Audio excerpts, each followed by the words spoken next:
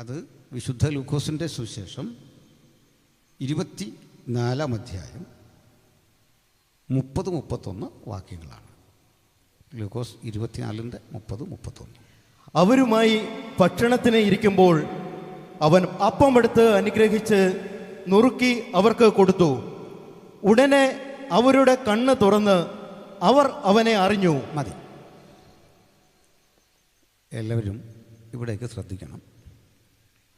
എന്നെ സംബന്ധിച്ചിടത്തോളം ഇനി ചെവിയിൽ വന്നിങ്ങനെ കൊട്ടിയാലും വിഷയമില്ലാത്ത ഒരാളാണ്.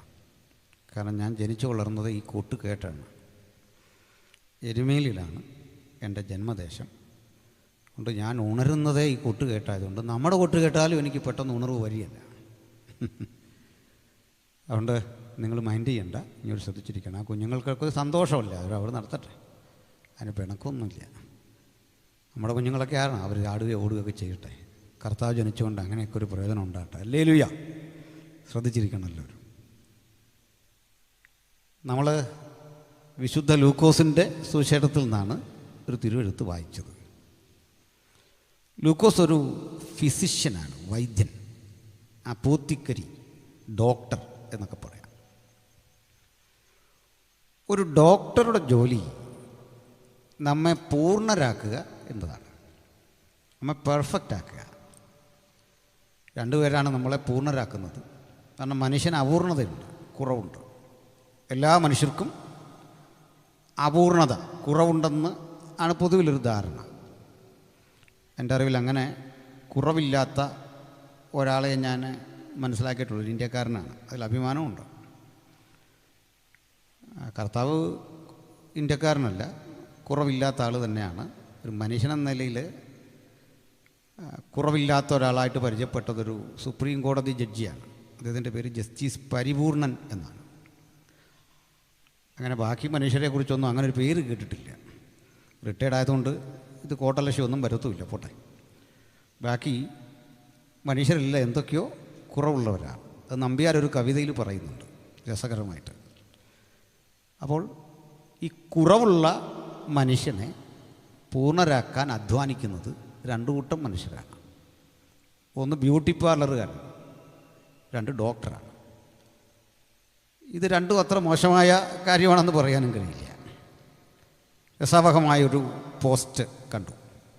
അതിൽ കിടക്കുന്നത് ഒരു ബ്യൂട്ടി പാർലറിൻ്റെ മുമ്പിൽ എഴുതി വച്ചിരിക്കുകയാണ്: ആൺകുട്ടികളെ, ഇതുവഴി പോകുന്ന, ഇവിടെ വരികയും ചെയ്യുന്ന സ്ത്രീകളെ കണ്ടിട്ട് അവരോട് കമൻ്റ് അടിക്കുകയോ മോശം വർത്തമാനം പറയുകയോ ചെയ്യരുത്.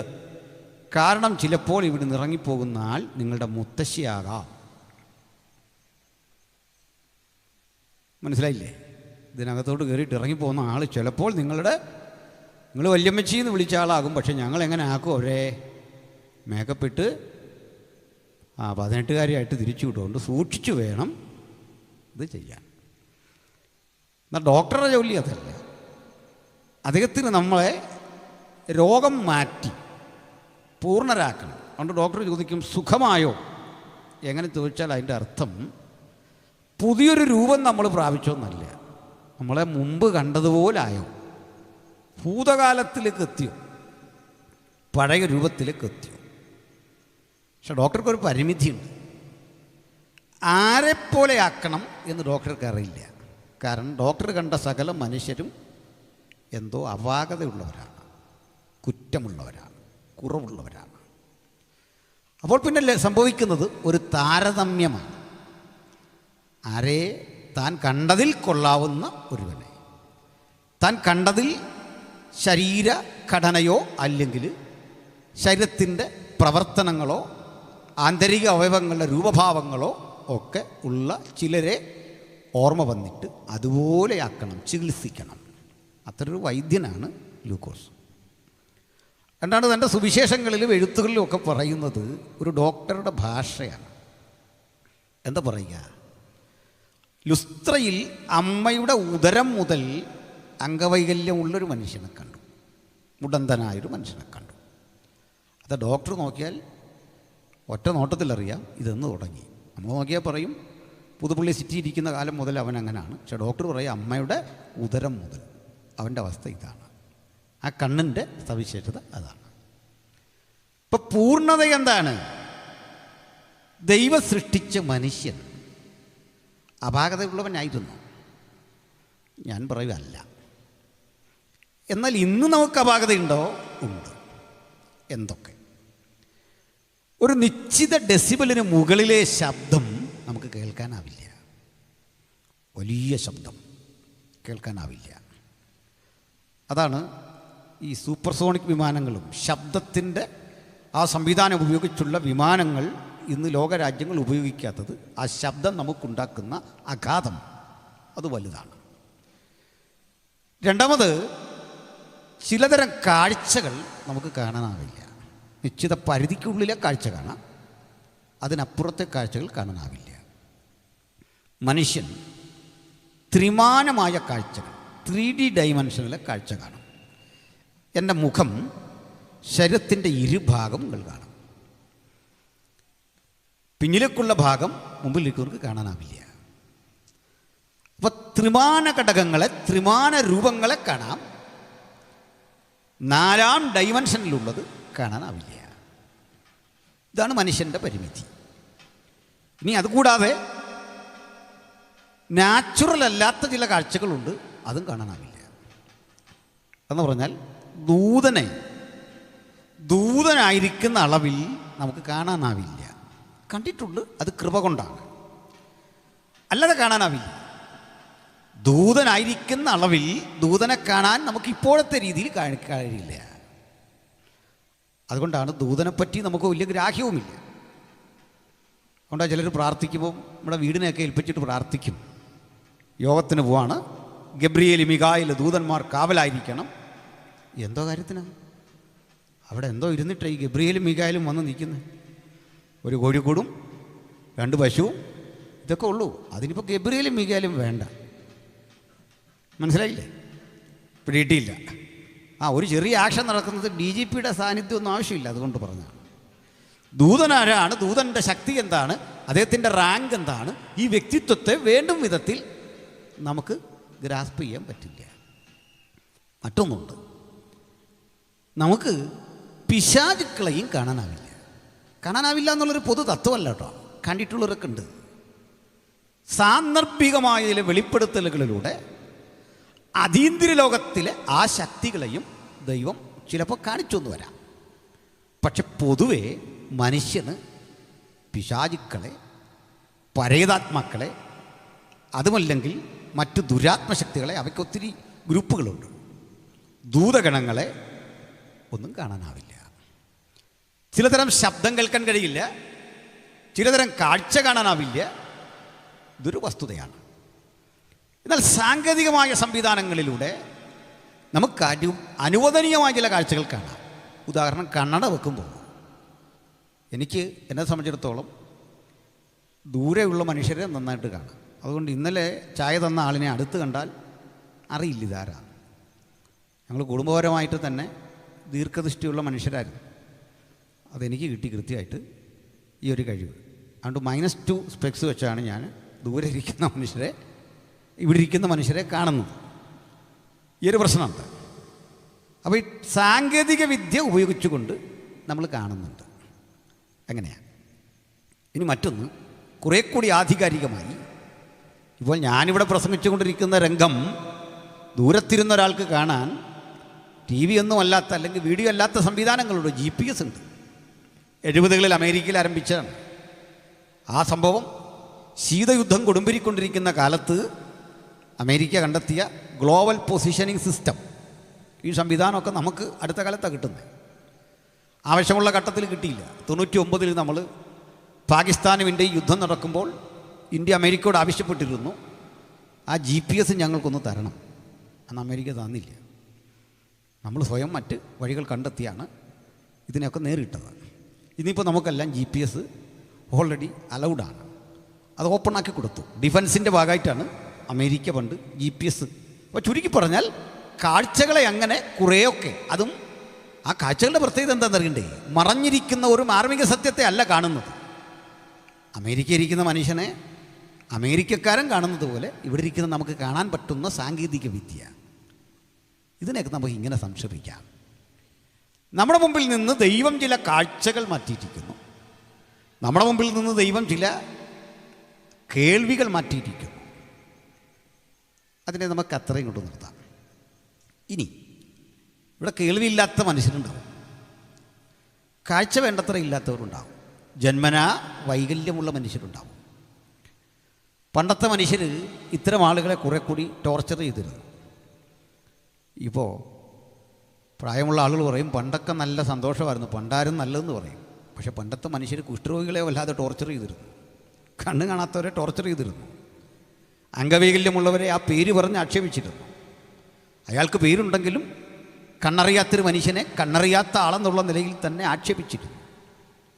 ഇന്നത്തെ കുട്ടി ഒത്തിരി മാറി. അവരൊരു ബ്ലൈൻഡായ അങ്കിൾ എന്ന് പറയും. അംഗവൈകല്യമുള്ള ആളിനോട് ബഹുമാനം തോന്നുന്ന വിധത്തിൽ കാലം മാറി, നിയമം മാറി. അംഗപരിമിതർ എന്ന പദം പോലും ഉപയോഗിക്കാതെ ഡിഫറൻ്റ്ലി ഏബിൾഡ് എന്ന് പറയാൻ പഠിച്ചു. അത് മാനവികതയുടെ ഏറ്റവും മനോഹരമായ ചില മാറ്റങ്ങളാണ്. പുതുലോകത്തിന് ചില നന്മകളുണ്ട്, അത് കാണാതിരിക്കേണ്ട, അതിന് പറഞ്ഞതാണ്. അല്ലാതെ പുതുലോകമെന്തോ വല്ലാതെ കുറഞ്ഞുപോയി, പഴമയാണ് നല്ലത് എന്ന് ചിന്തിച്ചു വെക്കുന്നത് അത്ര സുഖകരമായൊരു കാര്യമല്ല. പഴമയിലും നന്മയുണ്ടായിരുന്നു. ആ മൂല്യങ്ങളെ ഉൾക്കൊള്ളണം. എന്തിനാ ഇത്രയും പറയുന്നറിയണ്ടേ? സത്യത്തിൽ ഒരാൾക്ക് അംഗവൈകല്യം ഉണ്ടാകുന്നതൊരു കുറവാണോ? ഒരാൾക്ക് കാഴ്ചയില്ലാതിരിക്കുന്നതൊരു കുറവാണോ? ഒരാൾക്ക് ഏതെങ്കിലും തരത്തിൽ പരിമിതി ഉണ്ടാകുന്നത് ഒരു കുറവാണോ? ദാരിദ്ര്യം ഒരു കുറവാണ്? എന്തോ അപാകതയാണ്. കാരണം ഇന്ന് നമ്മൾ കേൾക്കുന്ന സുവിശേഷമൊക്കെ ഇത് മാറ്റാൻ ചില വിദ്യ ഉണ്ടെന്നുള്ള നിലയിലാണ്. കോട്ടയംകാരായ നിങ്ങളോട് കൂടുതൽ ഞാൻ പറയേണ്ടതില്ല. അപ്പോൾ ഇതങ്ങനെ തീരെ നമ്മുടെ കഷ്ടപ്പാട് സുവിശേഷം മാറ്റത്തില്ലെന്നൊന്നും എനിക്ക് അഭിപ്രായമില്ല. ചിലരുടെ കഷ്ടപ്പാട് വല്ലാതെ അങ്ങ് മാറ്റി. ആ നേതൃത്വം കൊടുത്തവരുടെയാണ്. കൂടെ പോയവർക്കൊക്കെ അത്ര കണ്ടത് വിജയിച്ചോന്നും നമുക്കറിയില്ല. നമുക്ക് എത്തിപ്പിടിക്കാനാവാത്ത ഉയരങ്ങളിലേക്ക് ടാറ്റ, ബിർള, യമഹയെ പോലൊക്കെ വളർന്ന ആളുകളുണ്ട്. ഇല്ലെന്നൊന്നും പറയാൻ പറ്റില്ല. പ്രായോഗികമായി നമ്മുടെ മുമ്പിൽ അങ്ങനെ ഉണ്ട്. അവരെയൊന്നും ചെറുതായി കാണുന്നുമില്ല, വലുതായി കണ്ടുകൊണ്ടാണ് പറഞ്ഞത്. എന്നാൽ ഗോസ്പൽ അതിനുള്ളതല്ല. അത് സാർ ആദ്യം ഇവിടെ പറഞ്ഞു കഴിഞ്ഞു. The ultimate purpose of gospel അത് നമ്മുടെ ശരീരരക്ഷയ്ക്കല്ലെന്ന്, ആത്മരക്ഷയ്ക്കാണ്, നിത്യതയ്ക്കാണ്. ആ നിത്യതയെക്കുറിച്ച് പറയാത്തതൊന്നും ഗോസ്പൽ അല്ല. ആ നിത്യതയിലേക്കുള്ള യാത്രയിൽ ഇഹലോകത്തിൽ നമുക്ക് എന്ത് വേണം എന്നറിയുന്ന ദൈവം നമ്മുടെ ആവശ്യകതകൾ നടത്തിത്തരും എന്ന് പറയാൻ ഞങ്ങൾ അമാന്തിക്കുന്നില്ല. അത് പറഞ്ഞുകൊണ്ടേയിരിക്കും. പക്ഷെ ആവശ്യകതകൾ നടത്തിത്തരുന്നു എന്ന കാരണമല്ല സുവിശേഷത്തിൻ്റെ മഹത്വത്തെ ഘോഷിക്കാൻ ഞങ്ങളെ പ്രചോദിപ്പിക്കുന്നത്. അതിലേക്ക് തന്നെ വരാം. ബഹുമാനരെ, ഏദനിൽ ദൈവം സൃഷ്ടിച്ച മനുഷ്യൻ, നമ്മൾ 33:7 കാണുന്നുണ്ടൊരു കാര്യം. ഹൗവ കരം നീട്ടി നിരോധിക്കപ്പെട്ട ഈ പഴം പറിച്ച് തിന്നു. ഉടനെ അവളുടെ കണ്ണ് തുറന്നു. അപ്പം അതിനു മുമ്പ് ഹൗവ എങ്ങനായിരുന്നു? ബ്ലൈൻഡായിരുന്നോ? അത് ഞാൻ കരുതുന്നില്ല അങ്ങനെ. ആദം എങ്ങനായിരുന്നു? ബ്ലൈൻഡായിരുന്നു. ആണെങ്കിൽ അദ്ദേഹം പറയുക, ഗാഠനിദ്ര വന്നു, അവിടുന്ന് ഉറക്കം ഉണർന്നു, തൻ്റെ മുമ്പിൽ ഒരു സ്ത്രീ നിൽക്കുന്ന കണ്ടിട്ട് ഇവളെൻ്റെ അസ്ഥിയിൽ നിന്ന് അസ്ഥി, മാംസത്തിൽ നിന്ന് മാംസം. ഹൗവയെ കണ്ടു, പക്ഷെ കണ്ണ് തുറന്നു. ഇപ്പോൾ എന്താകും അതിൻ്റെ അർത്ഥം? ആ മനുഷ്യൻ എങ്ങനായിരുന്നു? അന്നത്തെ മനുഷ്യരെങ്ങനെയാണ്? ഐൻ എന്നൊരു എബ്രായ പദമാണ് കണ്ണിന് ഉപയോഗിക്കുക. അറബിയിലും ഐൻ എന്നാണ് പറയുക. നമ്മുടെ യുഎയിൽ അൽ ഐൻ എന്നൊരു സ്ഥലമുണ്ട്. ദ ഐ എന്നാണ് അതിൻ്റെ അർത്ഥം. ഈ ഐൻ ഓപ്പൺ ചെയ്തു. എഫദ, ആ പദമാണ് ഓപ്പൺ ചെയ്യുക, തുറക്കുക എന്നൊരു ഉപയോഗിക്കുന്നത്. എന്നാൽ ഇവിടെ നമ്മളൊരു വസ്തുതാപരമായി കാണേണ്ടത് ഹൗവയ്ക്ക് എന്താണ് സംഭവിച്ചത് ഈ പഴം പറിച്ചപ്പോൾ. ഒറ്റവാക്കിൽ പറയാം, ഏദനിലെ മനുഷ്യൻ ആദർശപൂർണനായ മനുഷ്യനായിരുന്നു, ഐഡിയോളജിക്കൽ മാനായിരുന്നു ദൈവം ഏദനിൽ സൃഷ്ടിച്ചത്. ഞാൻ ഒരളവിലും പരിണാമ സിദ്ധാന്തം വിശ്വസിക്കുന്നില്ല. ജീവപരിണാമം, പ്രപഞ്ചത്തിന് പരിണാമം ഉണ്ടായി എന്നൊക്കെ ഞാൻ വിശ്വസിക്കുന്നു. ബിക്കോസ് ബൈബിൾ ഓൾസോ സേസ് ഭൂമിക്ക് പരിവർത്തനങ്ങളുണ്ടായി, ഭൂമിക്ക് ഭാവാന്തരങ്ങളുണ്ടായി, പ്രപഞ്ചത്തിനൊക്കെ മാറ്റമുണ്ടായി. പക്ഷെങ്കിൽ ദൈവം സൃഷ്ടിച്ചു എന്ന് തന്നെയാണ് വിശ്വസിക്കുന്നത്. അതെനിക്ക് ഒരു ഡിബേറ്റിലൊക്കെ പറയാൻ വേണ്ട ഒരാർജവം ദൈവം തന്നിട്ടുണ്ട്. അതവിടെ നിൽക്കട്ടെ. എന്തെന്നാൽ ഈ സിദ്ധാന്തങ്ങളെ ശാസ്ത്രമാണെന്ന് തെറ്റിദ്ധരിക്കുന്ന ഇടത്താണ് ഇതിൻ്റെ ആ പ്രശ്നം കിടക്കുന്നത്. ശാസ്ത്രത്തിൻ്റെ വക്താക്കൾ എന്ന് പറയുന്ന ആളുകൾ പോലും ഇങ്ങനെയൊക്കെ ധരിച്ചിട്ടുണ്ട്. സിദ്ധാന്തം ഒരിക്കലും ശാസ്ത്രമല്ല, അത് ശാസ്ത്രത്തിലേക്കുള്ള ഹൈപ്പോത്തസിസ് മാത്രമാണ്. നിയമമാണ് ശാസ്ത്രം. ലോ ഓഫ് ഗ്രാവിറ്റി ശാസ്ത്രമാണെങ്കിൽ എവല്യൂഷൻ തിയറി ശാസ്ത്രമല്ല, അതിലേക്കുള്ളൊരു അന്വേഷണമാണ്. അതൊന്നും പ്രൂവണല്ല. കാരണം ആ ഒരു കാര്യം പറഞ്ഞു പോയാൽ മറ്റു പല കാര്യങ്ങൾ തെളിയിക്കാൻ പറ്റാതെ വരും. ഇത്രയും പറഞ്ഞ സ്ഥിതിക്ക് ഞാനൊരു ചോദ്യം പൊതുജനങ്ങളോടായിട്ട് ചോദിക്കുകയാണ്. പുറത്തും ആളുകൾ കേൾക്കുന്നുണ്ടല്ലോ. നമുക്ക് ന്യൂട്ടൻ്റെ മൂന്നാം ചലന നിയമമുണ്ട്. മൂന്നാണ്. അതനുസരിച്ച് ഏതൊരു പ്രവർത്തനത്തിനും തുല്യവും വിപരീതവുമായൊരു ഈക്വൽ ആൻഡ് ഓപ്പോസിറ്റ് റിയാക്ഷൻ ഉണ്ട്. പരിണാമം ചലനാത്മകമാണെങ്കിൽ പരിണാമത്തിൻ്റെ റിയാക്ഷൻ എന്താണ്? അതിന് റിയാക്ഷൻ ഉണ്ടാവില്ല. ഈക്വൽ ആൻഡ് ഓപ്പോസിറ്റ് വേണം. അങ്ങനെയെങ്കിൽ ഒരു പരമാണുവിൽ നിന്ന് വികാസം പ്രാപിച്ച് ഇന്ന് കാണുന്ന അളവിലേക്ക് സങ്കീർണമായ പ്രപഞ്ചം വീണ്ടും തിരിച്ചാകണം. കുരങ്ങൻ രൂപപ്പെട്ട് ഇന്ന് കാണുന്ന മനുഷ്യനാണെങ്കിൽ തിരിച്ച് നമ്മൾ വീണ്ടും കുരങ്ങനാകണം. ഇവിടെ ഒരു തെറ്റിദ്ധാരണ വരുത്താറുണ്ട്. കുരങ്ങ് പരിണമിച്ചാൽ ആണ് മനുഷ്യനുണ്ടായതെന്ന് പരിണാമ സിദ്ധാന്തം പഠിപ്പിക്കുന്നില്ലെന്നാണ്. ആര് പറഞ്ഞില്ലെന്ന്? എന്തിനാ മാറ്റിയത്? അടവൊക്കെ കൈവച്ചു. ഞാൻ പഠിപ്പിച്ചത് പാസുമാരൊന്നും പഠിപ്പിച്ചല്ല ഇത് കേട്ടെ, സാറ് പഠിപ്പിച്ചത് കേട്ടെ. സാറ് പഠിപ്പിച്ച ഉമ്മ പറഞ്ഞതുമില്ല. സ്കൂളിലെ പാഠപുസ്തകത്തിൽ നിങ്ങൾ കണ്ടു കാണും, ഒരു കുരങ്ങൻ, അവന് വാലില്ലാതാവുന്നു, അവൻ അല്പം ഉയരം വെക്കുന്നു, അവൻ അല്പം നേരെ നിൽക്കുന്നു, ഹോമോസാപ്പിയൻസ് ആകുന്നു, പിന്നെ മനുഷ്യനാകുന്നു. ഈ പടം ഞങ്ങളുടെ ഉള്ളിൽ തന്ന ആരാ? നിങ്ങളാ തന്നെ. എന്നിട്ട് അബദ്ധം തിരിച്ചറിഞ്ഞപ്പോഴേക്ക് പറയുകയാണ്, വിശ്വസിക്കരുതേ, ഞങ്ങളങ്ങനെ പറയുന്നില്ല. പിന്നെ ഞങ്ങളാണ് പറഞ്ഞത്. ഞങ്ങളെന്നേ പറഞ്ഞു ഇത് പൊട്ടത്തരമാണ്, ഇത് പോസിബിളല്ല. 100,000 ചോദ്യങ്ങൾ പിന്നെയും കിടക്കുന്നു. ഈ 2 ജെൻഡറുകൾ എങ്ങനെ ഉണ്ടാകും പരിണമിച്ച്? ആ 2 ജെൻഡറുകളിലൂടെ എങ്ങനെ പ്രൊഡക്ടിവിറ്റി ഉണ്ടാകണം എന്ന ആ നിയതമായ ചിന്ത ആരാണ് രൂപപ്പെടുത്തിയത്? പർപ്പസ്ഫുൾ അല്ലാതെ, അല്ലെങ്കിൽ ഒരു മാത്തമെറ്റിക്കൽ പ്രിൻസിപ്പിൾസ് കൂടാതെ അങ്ങനെ യോജിച്ചാൽ ഒരു വസ്തു അർത്ഥപൂർണ്ണമാകും. ആ ചോദ്യം ഞാൻ ഒന്നുകൂടെ പറയാം. H2O എന്നൊരു പ്രിൻസിപ്പിൾ ഉണ്ടല്ലോ വെള്ളത്തിന്. ഹൈഡ്രജൻ്റെ 2 ആറ്റവും ഓക്സിജൻ്റെ 1 ആറ്റവും സംയോജിച്ചാലേ വെള്ളമാകും. ആ കണക്ക് തെറ്റിയാൽ വെള്ളം ഉണ്ടാവില്ല. അങ്ങനെയെങ്കിൽ നിങ്ങളെപ്പോലെ എന്നെപ്പോലൊരു മനുഷ്യനുണ്ടാകണമെങ്കിൽ ഒരു ഗണിത തത്വം വേണം. ആ ഗണിത തത്വത്തിൽ 1 മില്ലി തെറ്റിയാൽ മനുഷ്യനല്ല, മറ്റൊന്നായി മാറും. ആ ചലനത്തിന് നിയമമുണ്ട്. ആ ചലന നിയമം അനുസരിച്ച് ഈ തിരിച്ചു പോയാൽ എവിടെ ചെല്ലും? ഉത്തരവൊന്നുമില്ല, അവർ തിരിച്ചു പോകത്തേ ഉള്ളൂ. എന്നോട് അടുത്ത കാലത്ത് ചില ആൾ ചോദിച്ചു, സംവാദമൊക്കെ നിർത്തിയോ? ഞങ്ങൾ പറഞ്ഞു, ഞങ്ങളല്ല നിർത്തിയത്, ഓപ്പോസിറ്റുള്ള ആളുകളില്ല, പിന്നെന്ത് ചെയ്യും? ഒറ്റയ്ക്ക് നിന്ന് ഗ്രൂപ്പ് ഡാൻസ് കളിക്കാൻ പറ്റുമോ? നിങ്ങൾ പറ, ഒറ്റയ്ക്ക് നിന്ന് സമൂഹഗാനം പാടാൻ പറ്റുമോ? ഇല്ലെന്നേ. എന്താ പറ്റിയേ? യേശുവിന് വേണ്ടി കരുത്തന്മാരായ ചുറുചുറുക്കുള്ള യുവാക്കൾ ഒത്തിരി ഇരുന്നിട്ട് ഞാനവിടെ കൂടെ പറയാറുണ്ട്, ഞങ്ങളൊന്നും ഇപ്പോൾ ആവശ്യമില്ല. നല്ല ചുറുചുറുക്കുള്ള ധീര സമര സേനാനികൾ, തങ്ങളുടെ വാക്കുകൊണ്ട് ആശയം കൊണ്ട് ഇത്തരം ചിന്താവിരുദ്ധതയ്ക്കും ഇതേ അതിശക്തമായ പ്രഹരമേൽപ്പിക്കാൻ പറ്റുന്ന യേശുവിൻ്റെ രക്തം സിരകളിലൂടുന്ന ഒരു പുതുതലമുറ രൂപപ്പെട്ട് കഴിഞ്ഞു. ഹല്ലേലൂയ. അപ്പം നമ്മളൊന്നും ഇനി ആവശ്യമില്ല, ഒരു പിന്നിൽ നിന്ന് കാര്യങ്ങൾ ചെയ്താൽ മതി. നാടൊട്ടുക്ക് ഞങ്ങളെയൊക്കെ സംവാദത്തിന് ക്ഷണിച്ച് വന്നിരുന്ന മനുഷ്യരുണ്ട്. ഇപ്പോൾ പോസ്റ്ററൊന്നും കാണാനില്ല, എവിടെയും കാണാനില്ല. അതുകൊണ്ട് ഞങ്ങൾക്ക് നിർത്തേണ്ടി വന്നു. അതാണ് കാര്യം. അത്രേ ഉള്ളൂ, അല്ലാതെ വേറെ അതിനകത്ത് സാങ്കേതിക തടസ്സമൊന്നുമില്ല. നമുക്ക് ആദം ഹവ്വയിലേക്ക് വരാം. സന്തോഷമാണോ? സ്തോത്രം. ഞാനിങ്ങനെ ശാന്തമായി പറയുന്നൊരു മനുഷ്യനാണ്. നാളെ കാവാലമാണോ? അതൊക്കെ ഫാസ്റ്റ് നമ്പറിൽ കാര്യങ്ങൾ ചെയ്തോളൂ. പിന്നെ ഓരോരുത്തർക്കും അവരുടെ വെളിയും തിരഞ്ഞെടുപ്പുണ്ട്. നമുക്കത് മാറിയിരിക്കാൻ കഴിയില്ല. PM മാത്യു സാറും ഞാനും ഒക്കെ ഏതാണ്ട് ഒരുപോലെ പറയുന്നവരാണെന്ന് നിങ്ങൾക്ക് ബോധ്യപ്പെട്ടല്ലോ. അതിൻ്റെ ഒരു നേച്ചറുണ്ട്. ഞാനപ്പുറത്ത് പോകാൻ കഴിയില്ല.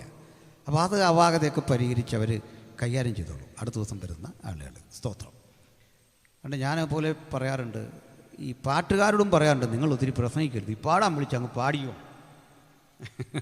എൻ്റെ മുഖപുരം നിന്ന് പ്രസംഗിച്ചാൽ നിങ്ങളുടെ വിളി പാട്ടാണെന്ന് അതങ്ങ് ചെയ്യേ, ഭംഗിയായിട്ട് പാടണം. ഈ ആമുഖം പറയുന്ന നേരത്തിന് 2 പാട്ടൂടെ പാടി, അത് കേൾക്കാൻ വലിയ സന്തോഷമാണ്. തന്നെയല്ല, ഈ പാട്ടുകാർ പറയുന്ന പോലെ ഒന്നും ആക്ട് ചെയ്യാൻ നമുക്കൊന്നും എല്ലാവർക്കും പറ്റിയെന്ന് വരികയില്ല.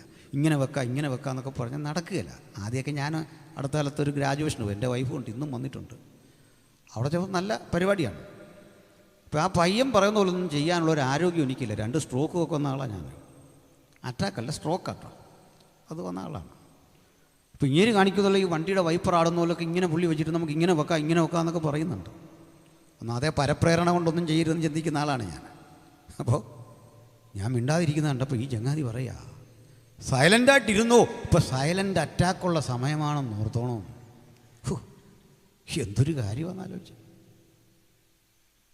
പിള്ളേരുടെയൊക്കെ വായിന്ന് വീഴുന്ന ഓരോ വാക്കുകളെ, അതായത് അവൻ്റെ ഇഷ്ടത്തിന് ഞാൻ നിൽക്കാതെ വന്നപ്പോൾ കൊന്നുകളയുമെന്ന് പറയുന്ന, ഇതിലും നല്ലത് കൈയടിക്കടാ അല്ലേ ഞാൻ കൊല്ലുമെന്ന് പറഞ്ഞാൽ എനിക്ക് അർത്ഥം പെട്ടെന്ന് പിടികിട്ടി തന്നെ. സ്തോത്രം. ഞാനൊരു കാര്യം പറയാം, ആരും പ്രകോപിപ്പിച്ച് കൈയടിക്കരുത്. വീണ്ടെടുക്കപ്പെട്ട ദൈവമക്കൾക്ക് വീണ്ടെടുപ്പുകാരനെ സ്തുതിക്കാൻ അന്തരാത്മാവിൻ്റെ ഒരു പ്രേരണയുണ്ട്.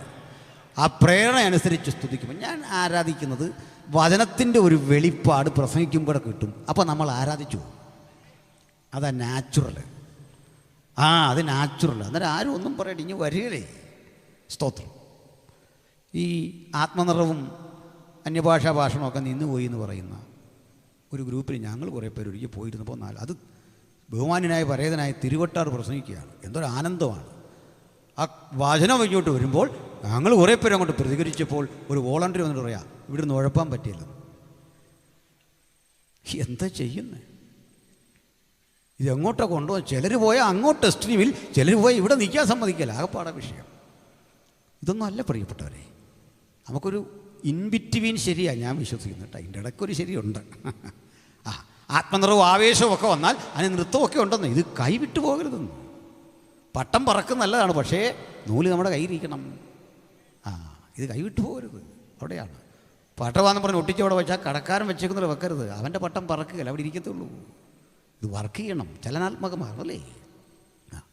അപ്പോൾ ദൈവം സൃഷ്ടിച്ച ആദം ഹവ്വമാർക്ക് ദൈവം ചില കാഴ്ചകൾ മറച്ചു.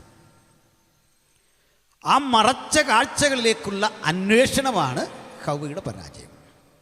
അപ്പോൾ ഒന്ന് മനസ്സിലാക്കിക്കാം. നമുക്കിന്ന് ആദ്യം ചിന്തിക്കാം. തമ്പുരാനെ, ഞാൻ കാണരുത് എന്ന് നീ ആഗ്രഹിച്ചതെന്തോ അത് കാണരുത്. എനിക്ക് ആഗ്രഹമുണ്ടോ നീ മക്കൾക്ക്? ഞാൻ എന്ത് കാണണമെന്ന് നീ ആഗ്രഹിച്ചോ അത് ഞാൻ കണ്ടിരിക്കണം. ഈ സമർപ്പണത്തോടെ അല്ല ഹവ്വ നിന്നത്.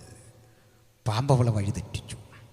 അതുകൊണ്ട് ഒരു കാര്യം, ദൈവം നമ്മെ ഏതളവിലാക്കിയോ അതൊരു ശാപമൊന്നുമല്ല, അതൊരു കുറവൊന്നുമല്ല.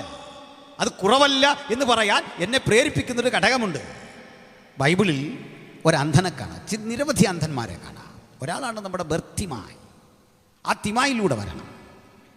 ഈ തിമായി എന്ന പദം ശരിക്കും ടോമി എന്ന ഇംഗ്ലീഷ് പദത്തിൻ്റെ ശരി രൂപമാണ് ഈ തിമായി. അല്ലെ, തിമായി ലോപിച്ചുണ്ടാകുന്നതാണ് ടോമി. അതിൻ്റെ ശരിപ്രയോഗം തലോമായി എന്നാണ്. ഈ തലോമായുടെ ഇംഗ്ലീഷ് ടോളമി എന്നാണ്. ടോളമി, ഈ ടോളമി തലോമായിയായി, ചിലരത് തിമായി ആയിട്ട് ചുരുക്കി. ഇതൊരു രാജകുടുംബത്തിൻ്റെ പേരാണ്. അലക്സാണ്ടർ ദ ഗ്രേറ്റിൻ്റെ ഒരു സൈനിക മേധാവിയുടെ പേരായിരുന്നു ടോളമി.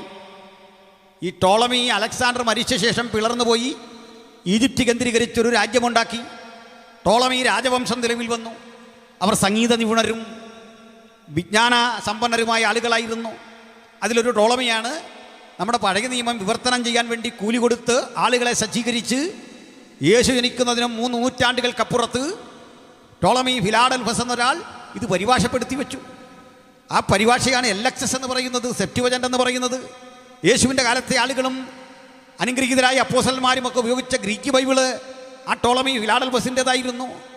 അറിവിൻ്റെയും വിജ്ഞാനത്തിൻ്റെയും. എന്താ സംസാരിക്കുന്നു അവിടെ? ഞാൻ പറഞ്ഞല്ലോ തെറ്റിയോ? ടോളമി അല്ലേ? ടോളമി അല്ലെന്ന് വല്ലതും ഉണ്ട് എനിക്ക് കുഞ്ഞ് പിന്നെ പറഞ്ഞു തരണം. അങ്കിളിന് പറഞ്ഞു തന്നിട്ടേ വിടാവുള്ളൂ. ഒരാളെ അങ്ങനെ വിടരുത്. പറയുന്നതെല്ലാം വെട്ടി വീഴും കേട്ടോ. കുഞ്ഞിനെ അങ്കിളിന് ഇഷ്ടപ്പെട്ടു, നല്ല കുഞ്ഞാ. ശ്രദ്ധിച്ചിരുന്നോ?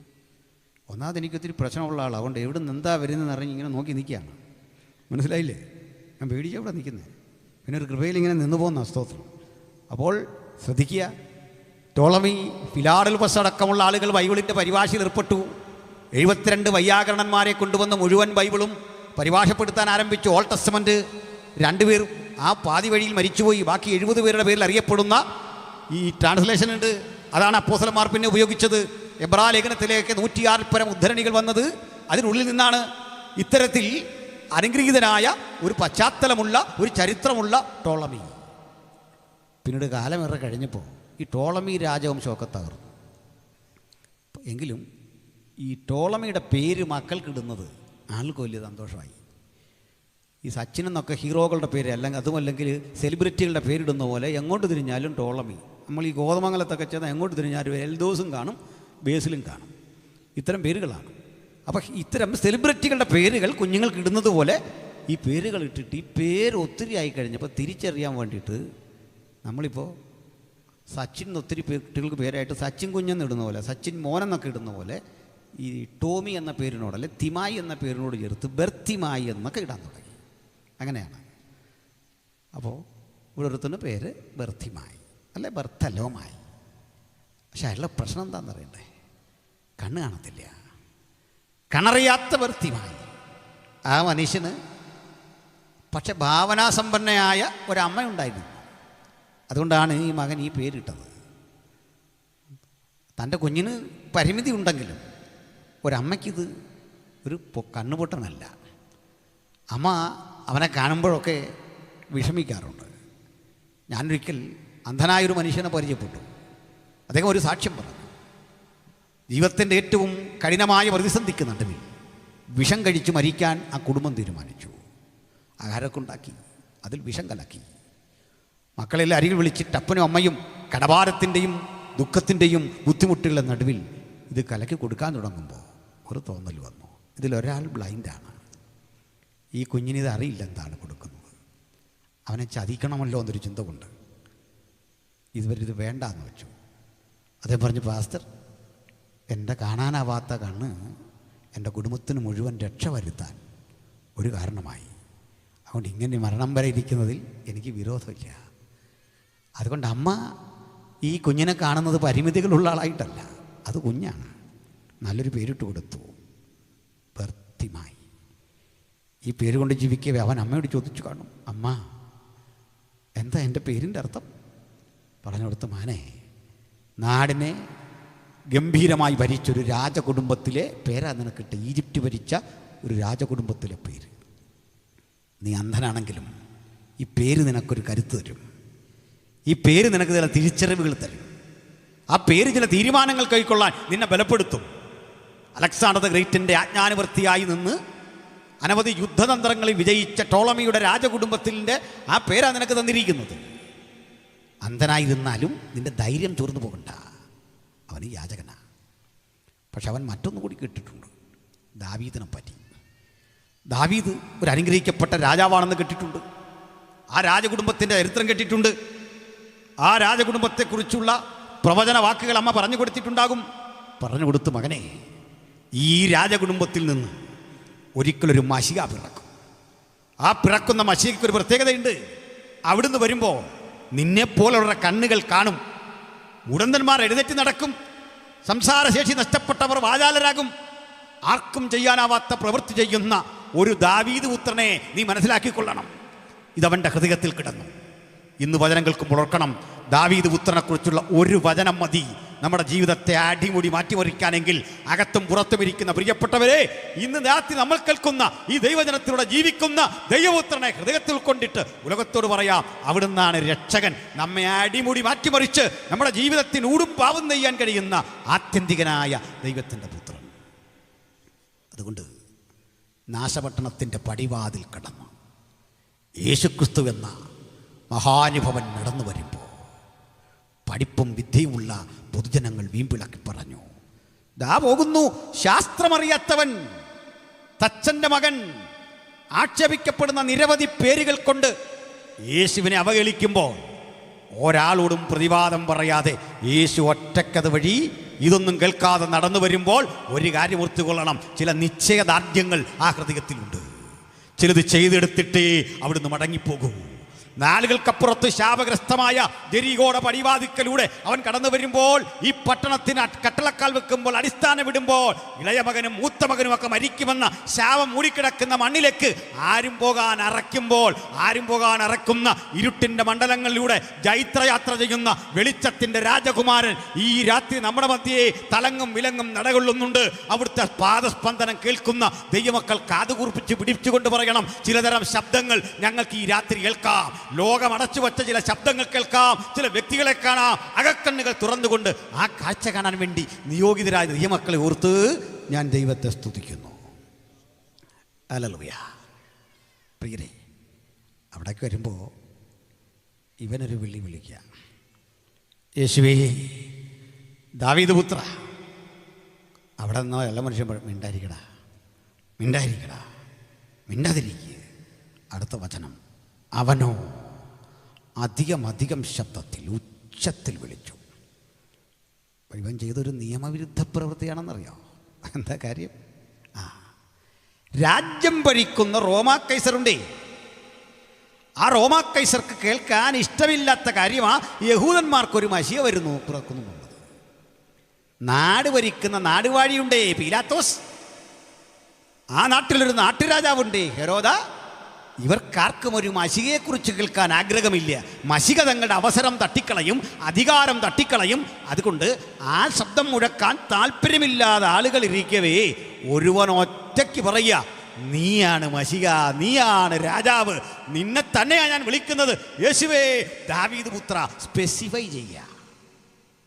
ശാസ്ത്രിക്ക് കണ്ടുപിടിക്കാനാവാത്ത, പരീശന് തിരിച്ചറിയാനാവാത്ത, ആരവാരം മുഴക്കുന്ന മനുഷ്യർക്ക് തിരിച്ചറിയാനാവാത്ത ഒരറിവിൻ്റെ ആഴങ്ങളിലേക്ക് അന്ധൻ്റെ ഹൃദയത്തെ ദൈവം ഉണർത്തിയെങ്കിൽ അവനരികിൽ വന്നോ. അവനോട് ചോദിക്കുക, ഞാൻ നിനക്ക് എന്താ ചെയ്യണ്ടേ? ആ ചോദ്യം കേട്ടപ്പോൾ അവൻ്റെ ഒരു വിളി കേട്ടില്ലേ, റബ്ബൂനി. ഒരു എബ്രായ പദത്തിൻ്റെ ഒടുവിൽ ഈ ശബ്ദം വന്നാൽ എൻ്റെ എന്നർത്ഥമാകും. ഉദാഹരണം, ഏൽ എന്ന് വെച്ചാൽ ദൈവം എന്നാണ്, ഏലി എന്ന് വെച്ചാൽ എൻ്റെ ദൈവമേ. കണ്ടോ, ഏലി എന്ന് പേരുള്ള സൗകര്യമാരുടെ വിഷമിക്കേണ്ട, എൻ്റെ ദൈവമേ എന്നാ പേരിൻ്റെ അർത്ഥം. ആ പേരൊക്കെ ഇട്ടിട്ട് മര്യാദയ്ക്ക് ജീവിച്ചോണം, അതേ ഉള്ളൂ. എലി എന്ന് പറഞ്ഞാലാണ് റബ്ബൂനി, എൻ്റെ ഗുരു. നമുക്ക് ചോദിക്കാം, നിന്നെ എവിടെ വെച്ചാൽ പഠിപ്പിച്ചേ? ഇല്ല, ഞാൻ ക്ലാസ് പഠിച്ചിട്ടില്ല. 12 ശിഷ്യന്മാരുടെ കൂടെ മാസ്റ്റർ റോളിൽ എൻ്റെ പേരില്ല, ഒറ്റ അറ്റൻഡൻസും എനിക്കില്ല, ദൈവരാജ്യത്തിൻ്റെ ക്ലാസ് കേട്ടില്ല. പക്ഷെ ഒന്നെനിക്കറിയാം, ഇതെൻ്റെ ഗുരുവാ, എൻ്റെ അവകാശം ഇവൻ്റെ മീതയാ, ഞാൻ വിട്ടുതരില്ല എൻ്റെ ഗുരു. ഈ രാത്രി അവകാശബോധത്തോടെ പറയാം, അങ്ങൻ്റെ കർത്താവാണ്. നിന്നെ വിട്ടിടത്തോട്ടോ വലത്തോട്ടോ മാറാത്ത ആത്മബന്ധത്തിലാണ് എൻ്റെ ജീവിതം. റബ്ബുനി, എനിക്ക് കാഴ്ച പ്രാപിക്കണം. അവൻ കണ്ടു. അവൻ്റെ ആ കാഴ്ചയെക്കുറിച്ച് എനിക്കൊരു സന്തോഷമുണ്ട്. കാഴ്ചയുള്ള നമുക്ക് അതൊരനുഗ്രഹമാണെന്ന് ഉള്ള സത്യമാണ്. കാരണം ഇരുട്ടിൻ്റെ ലോകത്താണ്. അവനെ നിറമെന്തെന്നറിയില്ല, ചുവപ്പും വെളുപ്പും കറുപ്പും അറിയില്ല, പച്ച അറിയില്ല, ആകാശത്തെക്കുറിച്ചറിയില്ല, കടലിനെക്കുറിച്ചറിയില്ല. ഇതൊക്കെ കേട്ടിട്ടുണ്ട്. ഓർമ്മയിലെവിടെയോ ചില സങ്കല്പങ്ങളുണ്ട്. മനുഷ്യനാര് മൃഗമാര് ഇരുളന്ത് വെളിവന്ത് ഇതൊന്നും അറിയാത്തൊരുവൻ ഇതൊക്കെ അറിയാവുന്ന നമുക്ക് ഈ അറിവ് കൊണ്ട് എന്ത് ഗുണമുണ്ടായി? നിങ്ങൾ കണ്ടു ലോകത്തെ, ഞാൻ കണ്ടു ലോകത്തെ. ആ അറിവുകൾ നമ്മെ പാപിയാക്കി, ആ അറിവുകൾ നമ്മെ കുഴപ്പക്കാരാക്കി, ആ കാഴ്ച നമ്മെ അത്യാഗ്രഹികളാക്കി. ആ കാഴ്ച കൂടുതൽ വെട്ടിപ്പിടിക്കുന്ന മത്സരത്തിൻ്റെ കമ്പോളത്തിലൂടെ യാത്ര ചെയ്യാൻ എന്നെ പഠിപ്പിച്ചു. ആ അറിവുകൾ എൻ്റെ മകനും മകളുമൊക്കെ മത്സരിച്ച് നിങ്ങളുടെ മക്കളെക്കാൾ കരുത്തരായി മുന്നേറണമെന്ന അസൂയയുടെ ബോധം എന്നിലും നിങ്ങളിലും അങ്കുരിപ്പിച്ചു. നമ്മൾ കണ്ടതൊക്കെ മത്സരമല്ലേ? നമ്മൾ കേട്ടതൊക്കെ അത്തരത്തിലെ വാഗ്വാദമല്ലേ? ഞാനും നിങ്ങളും അറിഞ്ഞത്, കേട്ടത്, മനസ്സിലാക്കിയതൊക്കെ ഇത്തരം വാഗ്വാദങ്ങളുടെ, മത്സര കമ്പോളങ്ങളുടെ, ആഭിചാര ശബ്ദങ്ങളുടെ ഒക്കെ വഴിയായിരുന്നെങ്കിൽ ഇയാളെ കാഴ്ച കണ്ടിട്ടില്ല, കണ്ണു തുറന്നു. അവൻ ആദ്യം കണ്ടത് എന്തിനെയാ? സകലത്തിനും കാരണഭൂതൻ മനുഷ്യരൂപം പൂണ്ട് തൊട്ടുമുമ്പ് നിൽക്കുന്നു. അവിടുന്ന് അവൻ്റെ തുടക്കം. നമ്മുടെ തുടക്കം അങ്ങനല്ലേ? ഏതോ ആതുരാലയത്തിൽ ആ തുടക്കം, അല്ലെങ്കിൽ പണ്ടൊരു വീട്ടിൽ ആ തുടക്കം, അപ്രതീക്ഷിതമായ ഏതോ സ്ഥലത്ത് നിങ്ങൾ ആദ്യം കണ്ടുണർന്നത് എന്താ? ഓർമ്മയിൽ എനിക്കും നിങ്ങൾക്ക് നിൽക്കുന്നില്ലെങ്കിലും കത്രി കരങ്ങളിൽ പിടിച്ച, കത്തി കയ്യിൽ പിടിച്ച, സ്റ്റെതസ്കോപ്പ് ഇട്ടൊരു വൈദ്യനെയല്ലേ, അതുമല്ലെങ്കിൽ ഒരു നഴ്സിനെയല്ലേ, അതുമല്ലെങ്കിൽ നമുക്കൊരു സൂതികർമ്മിണിയെയല്ലേ നമ്മൾ കണ്ടത്?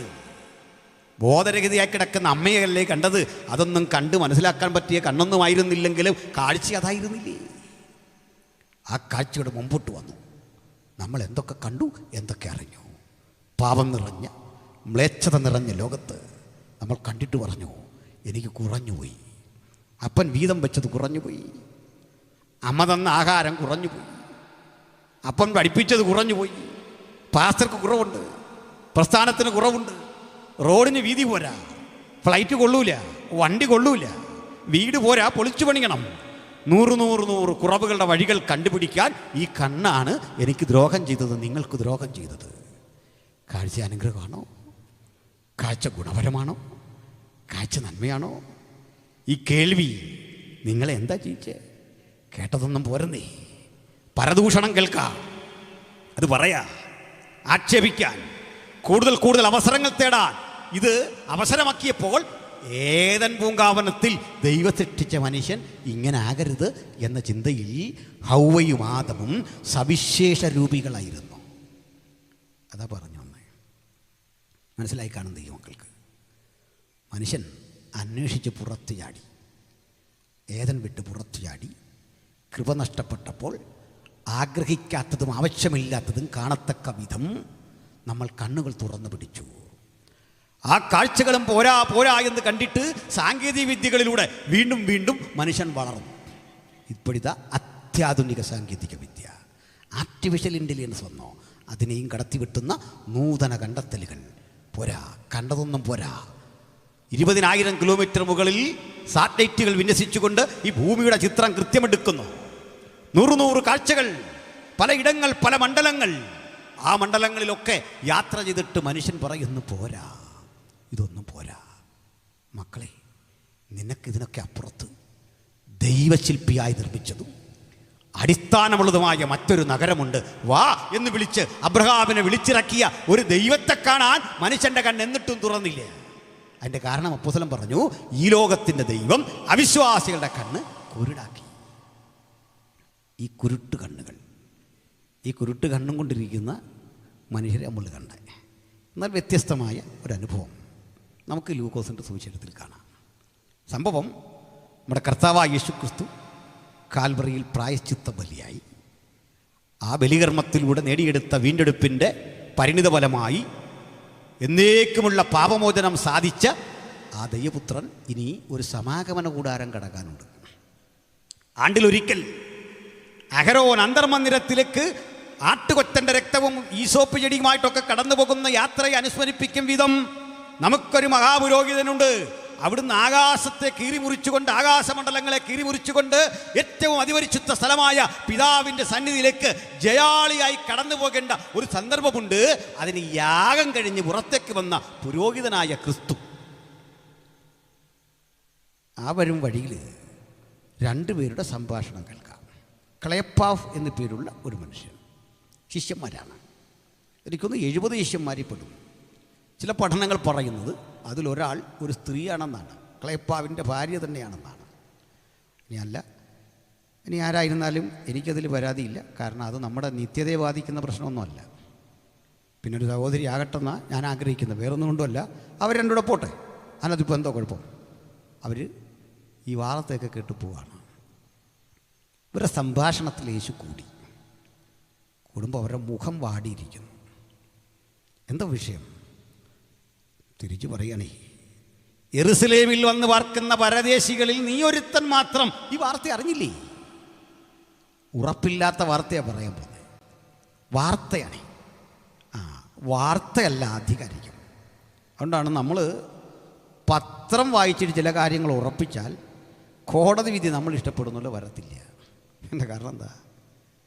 പത്രം തരുന്ന ഇൻഫർമേഷനാണ്, തെളിവല്ല. മനസ്സിലായി കാണും. പോലീസ് ഒരാളെ അറസ്റ്റ് ചെയ്താൽ പ്രതിയാവില്ല, കോടതി പറയണം. മനസ്സിലായോ? മനോരമ ഒരുത്തൻ പ്രതിയാന്ന് പറഞ്ഞാൽ പ്രതിയാവില്ല, കോർട്ടിൻ്റെ വിധി വരണം. അത് കഴിഞ്ഞ് ആഘോഷിക്കാം. അങ്ങനെയാ. ഇനി അയാൾക്ക് വീണ്ടും തൻ്റെ നിരപരാധിത്വം തെളിയിപ്പിക്കാൻ ഒത്തിരി കടമ്പയുണ്ട് മുമ്പിലൊക്കെ. നമുക്കിതറിയില്ല. ഞാനതിലേറെ വേദനിച്ചൊരു വാർത്ത വന്നു. പറയുന്നത് അത്ര ശരിയൊന്നറിയില്ല.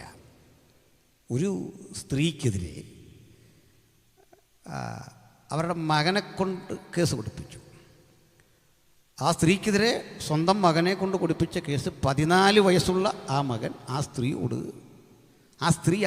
സ്വന്തം മകനെ പ്രേരിപ്പിച്ച് അധാർമിക ജീവിതത്തിന് പ്രേരിപ്പിച്ചു. അവനെ ഒരു ട്രോമാ സ്റ്റേജിലേക്ക് ആക്കി. ആ സ്ത്രീ അറസ്റ്റ് ചെയ്തുകൊണ്ട് പോവാണ്.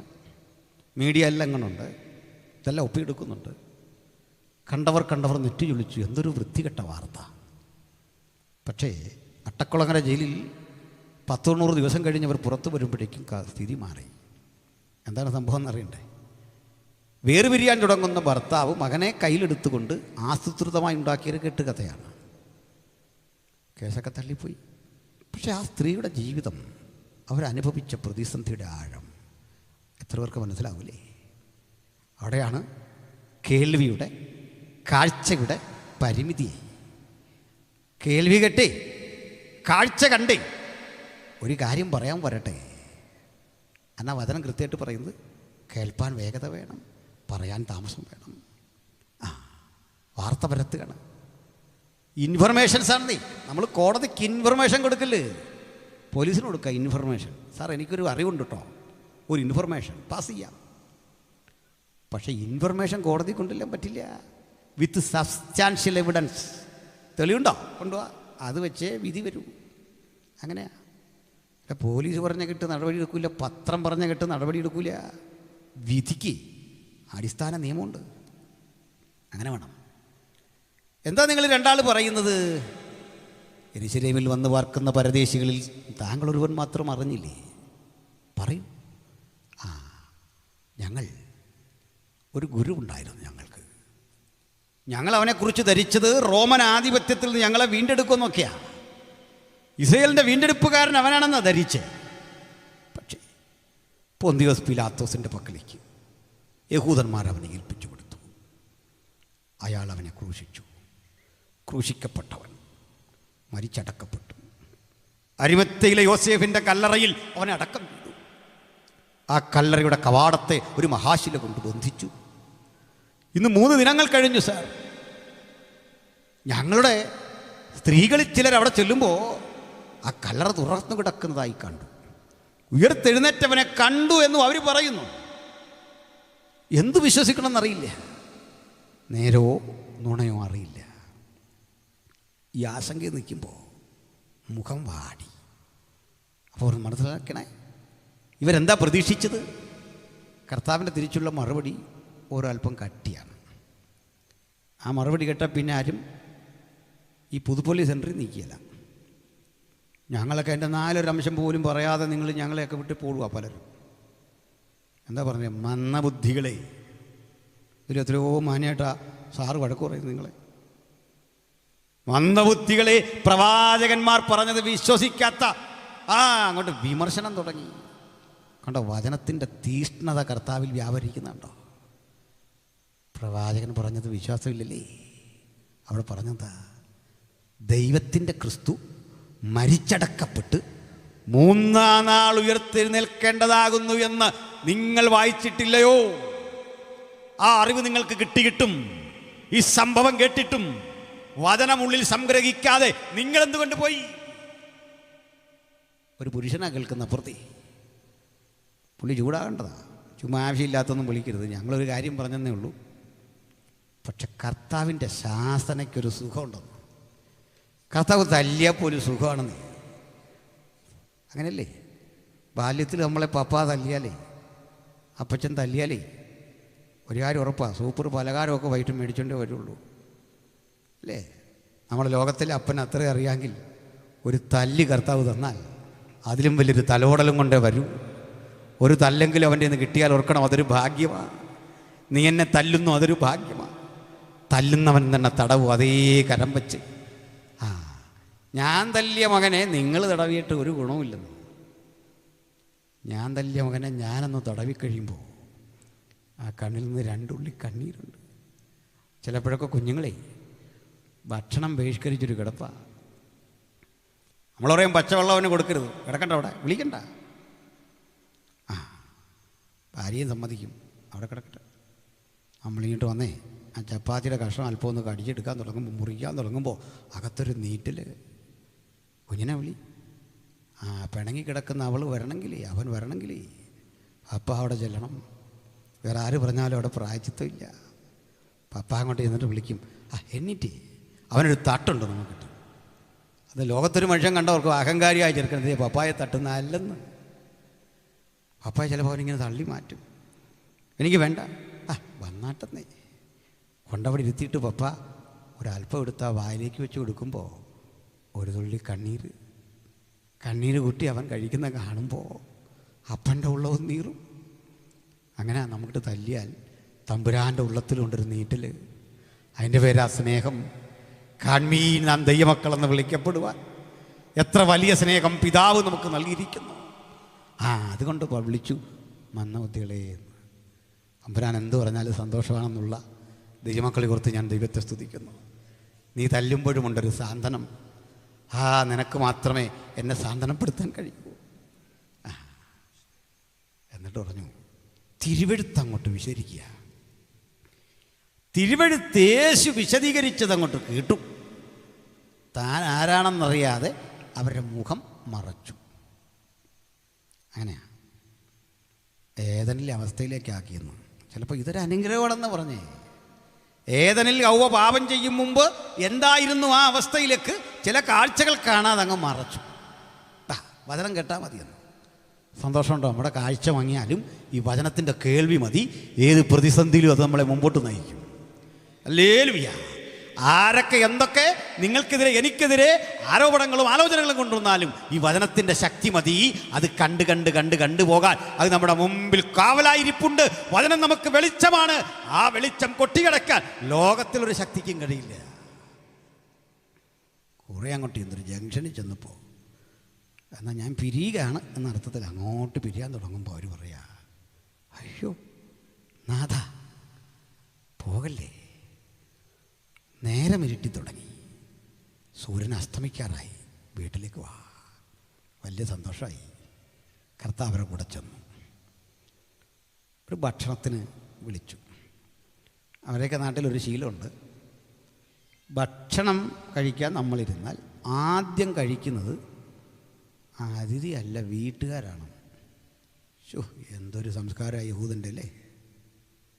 മനസ്സിലായോ? സ്കറിയാപ്പാസ വീട്ടിൽ ഞാൻ ചെന്നാൽ ആദ്യം അദ്ദേഹവും പിള്ളേരും ഭാര്യയെല്ലാം കഴിക്കുന്നു. ചിന്തിക്കാൻ പറ്റുമോ നമുക്കവിടെ? എന്നാൽ അതെങ്ങനെയാണെന്ന് പറയാം. അപകടമൊന്നുമില്ല.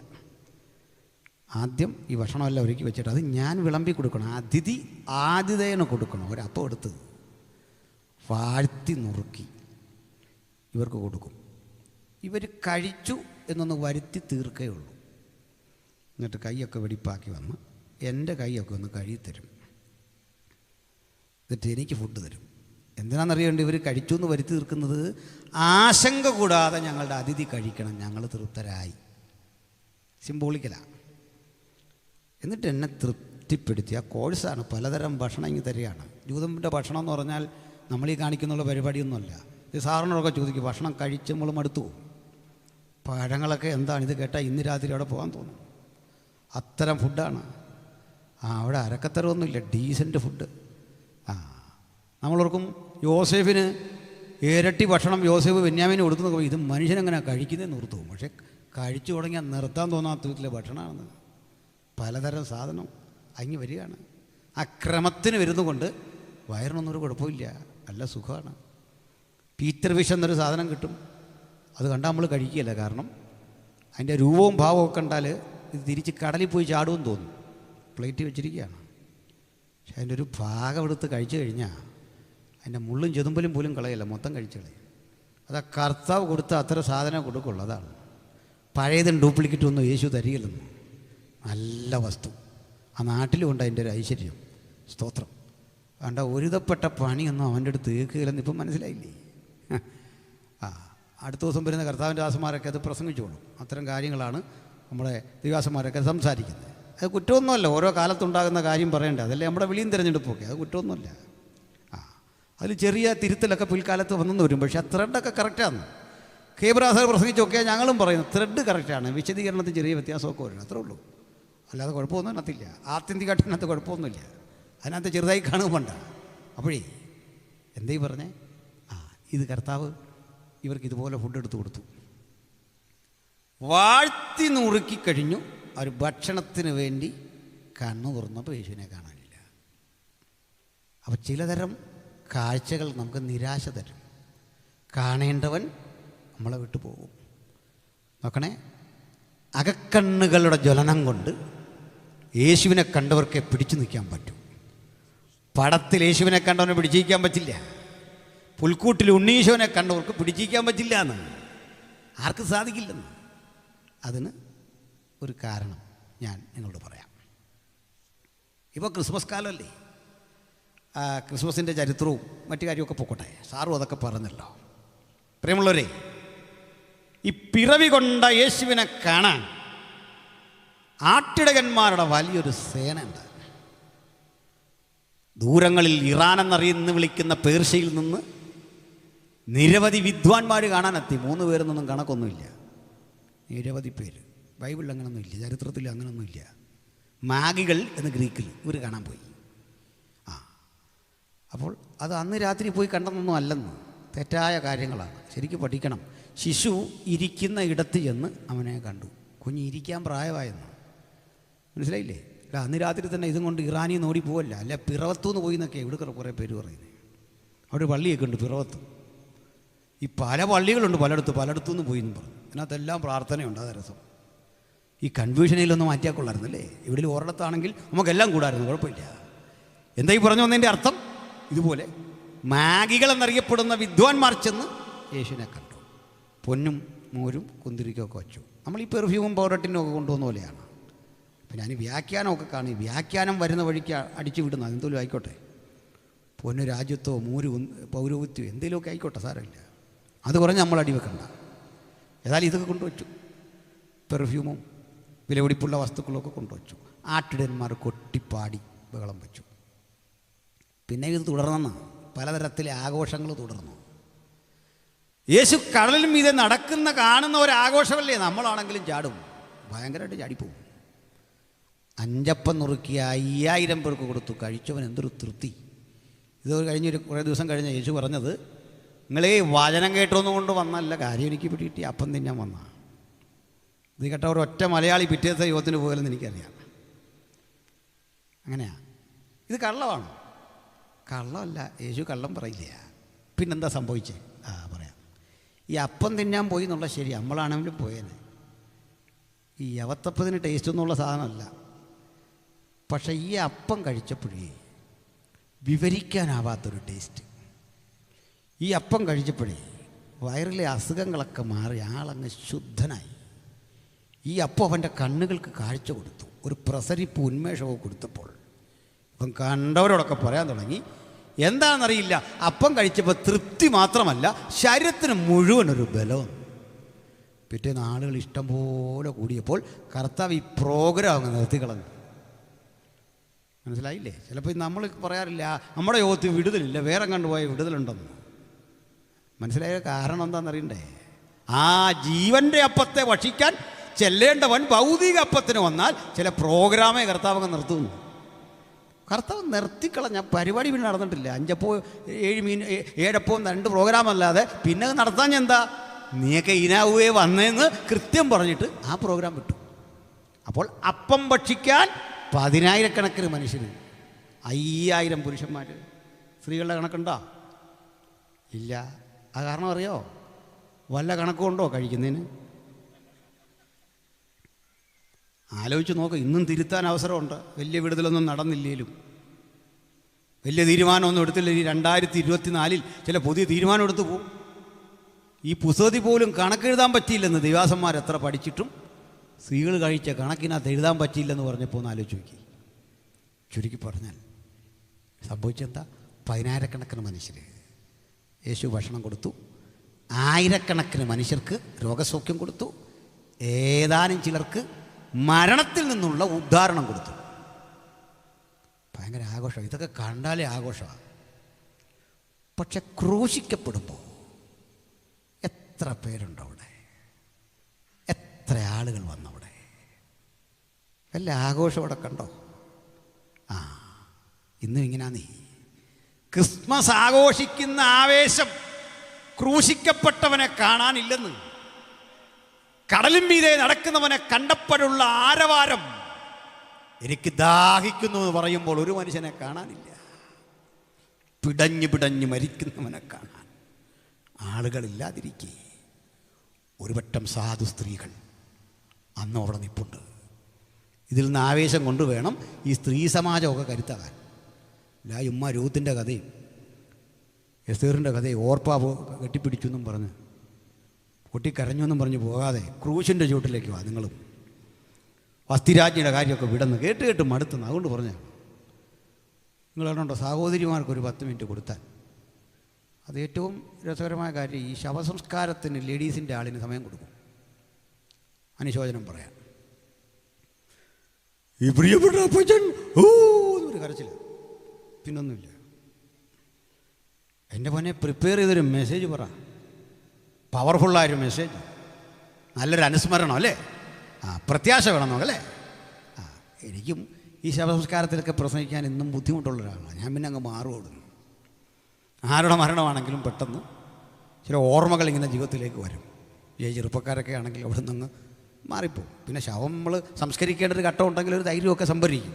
പേടിയൊന്നുമല്ല, മറിച്ച് ചിലതരം ദുഃഖങ്ങൾ മനസ്സിലേക്ക് വരും. പറഞ്ഞെന്തിനാണെന്നറിയണ്ടേ, ഈ ക്രൂശിക്കപ്പെട്ടവനെ കാണാൻ സ്ത്രീകൾ വന്ന് നിൽക്കുമ്പോൾ നമ്മുടെ മുമ്പിലൊരു അപകടം നടന്നെങ്കിൽ അവിടെ പൊടിയുന്ന ചോര കാണാൻ കെൽപ്പില്ലാതെ മാറുന്ന ദൗർബല്യമുള്ള സ്ത്രീകളല്ലേ അത് സത്യത്തിൽ. നിങ്ങളങ്ങനെയാണ്. കാരണം നിങ്ങൾക്ക് മാതൃഹൃദയമുണ്ടെന്ന്. ഞാൻ എൻ്റെ മോനെ അടിക്കാൻ പിടിച്ച് 2 അടി കഴിയുമ്പോൾ അവനേക്കാൾ മുമ്പ് എൻ്റെ ഭാര്യ കരയില്ലേ? എന്താ കാര്യം? മാതൃഹൃദയമാണെന്നത്. സഹോദരന്മാർക്കത് മനസ്സിലാകണേ. അംഗൻവാടി പഠിപ്പിക്കാമെന്ന് പോയി നോക്കി, മനസ്സിലായോ? കേസ് വരും പറ്റിയെന്ന്. ചെറുക്കനെ ഇങ്ങോട്ട് പിടിച്ചിട്ടുണ്ടല്ലോ. സത്യത്തിൽ ഏറ്റവും അധികം ശമ്പളം കൊടുക്കേണ്ടത് അംഗൻവാടി ടീച്ചർക്കാണ്, അല്ല കോളേജ് പ്രൊഫസർക്കല്ല. 2-3 കുഞ്ഞിനെയും കൊണ്ട് ജീവിക്കാൻ നിങ്ങൾ വിടുന്ന പാടൊന്ന് ആലോചിച്ച്. അങ്ങനെ ആകുമ്പോൾ ഈ 40 കുഞ്ഞിനെ വെച്ചുകൊണ്ടിരിക്കുന്ന ടീച്ചറുടെ കാര്യം ഒന്ന് ആലോചിച്ച്. അവർക്കാ പൈസ കൊടുക്കണ്ടേ? സ്തോത്രം. അമ്മയുടെ ഹൃദയം അതാണ്, മാതൃഹൃദയം അതാണ്. ഞാൻ എൻ്റെ മക്കളുടെ അടുത്ത് കഴിഞ്ഞ ദിവസം പറഞ്ഞു, മക്കളെ ഈ അപ്പനും അമ്മയൊന്നും ശപിച്ചാൽ ഏൽക്കുകയില്ല. കുഞ്ഞ് നടുങ്ങിപ്പോയി. ഇതെന്താ അപ്പ പറയുന്നത്? എൻ്റെ കാരണം അമ്മയ്ക്ക് ശപിക്കാനാവില്ലടാ, അപ്പന് ശപിക്കാനാവില്ല. ഉള്ളം നൊന്നല്ല പറയുന്നത്. നൊന്ന് പറഞ്ഞാൽ പോലും നീ യാത്ര തിരിക്കും മുമ്പ്, ബൈക്ക് എടുക്കും മുമ്പ് അപ്പൻ അത് തിരിച്ച് കൺവസ് ചെയ്യും. അമ്മ ശാപം പിൻവലിക്കും. അതാണ് അമ്മ. നിങ്ങൾക്ക് ഒരപകടം താങ്ങാനുള്ള ത്രാണി പോരെന്ന് മനസ്സിലായില്ലേ? എന്തിന്? ഒരു കൊടും കുറ്റവാളിയെ നിങ്ങളുടെ മുമ്പിലിട്ട് പോലീസ് തല്ലിയാൽ നിങ്ങൾക്ക് വിഷമം വരും. നിങ്ങളെന്നെ പറയും, സാർ മതി സാർ, അവൻ ചീത്ത പറഞ്ഞു, മദ്യപിച്ചു, മതി സാർ, ചെയ്യല്ലേ സാർ, ചെയ്യല്ലേ സാർ. ആ പോലീസ് ഉദ്യോഗസ്ഥർ പറയും, നിങ്ങളെപ്പോലൊരാ ഇവനെ വഷളാക്കുന്ന മാറ്. അതാ നിങ്ങളെങ്കിലേ ക്രൂശിൻ്റെ ചുവട്ടിൽ ഒരു കുറ്റവും ചെയ്യാത്ത, പാപമറിയാത്തവൻ, നിർമ്മലൻ, നിർദോഷൻ, സ്വർഗത്തെക്കാൾ ഉന്നതനായവൻ, മനുഷ്യ ശരീരം പൂണ്ട് തൻ്റെ പ്രാണനെ പ്രായച്ചിത്തമായി വെച്ചു കൊടുക്കുമ്പോൾ ഒരു പറ്റം സാധു സ്ത്രീകൾ അവിടെ. ആ കൂടെ പാവം യോഹന്നാൻ, അയാളൊരു ചെറുപ്പക്കാരനാണ്. അദ്ദേഹം എന്തിനാ നിന്നേന്നറിയണ്ടേ?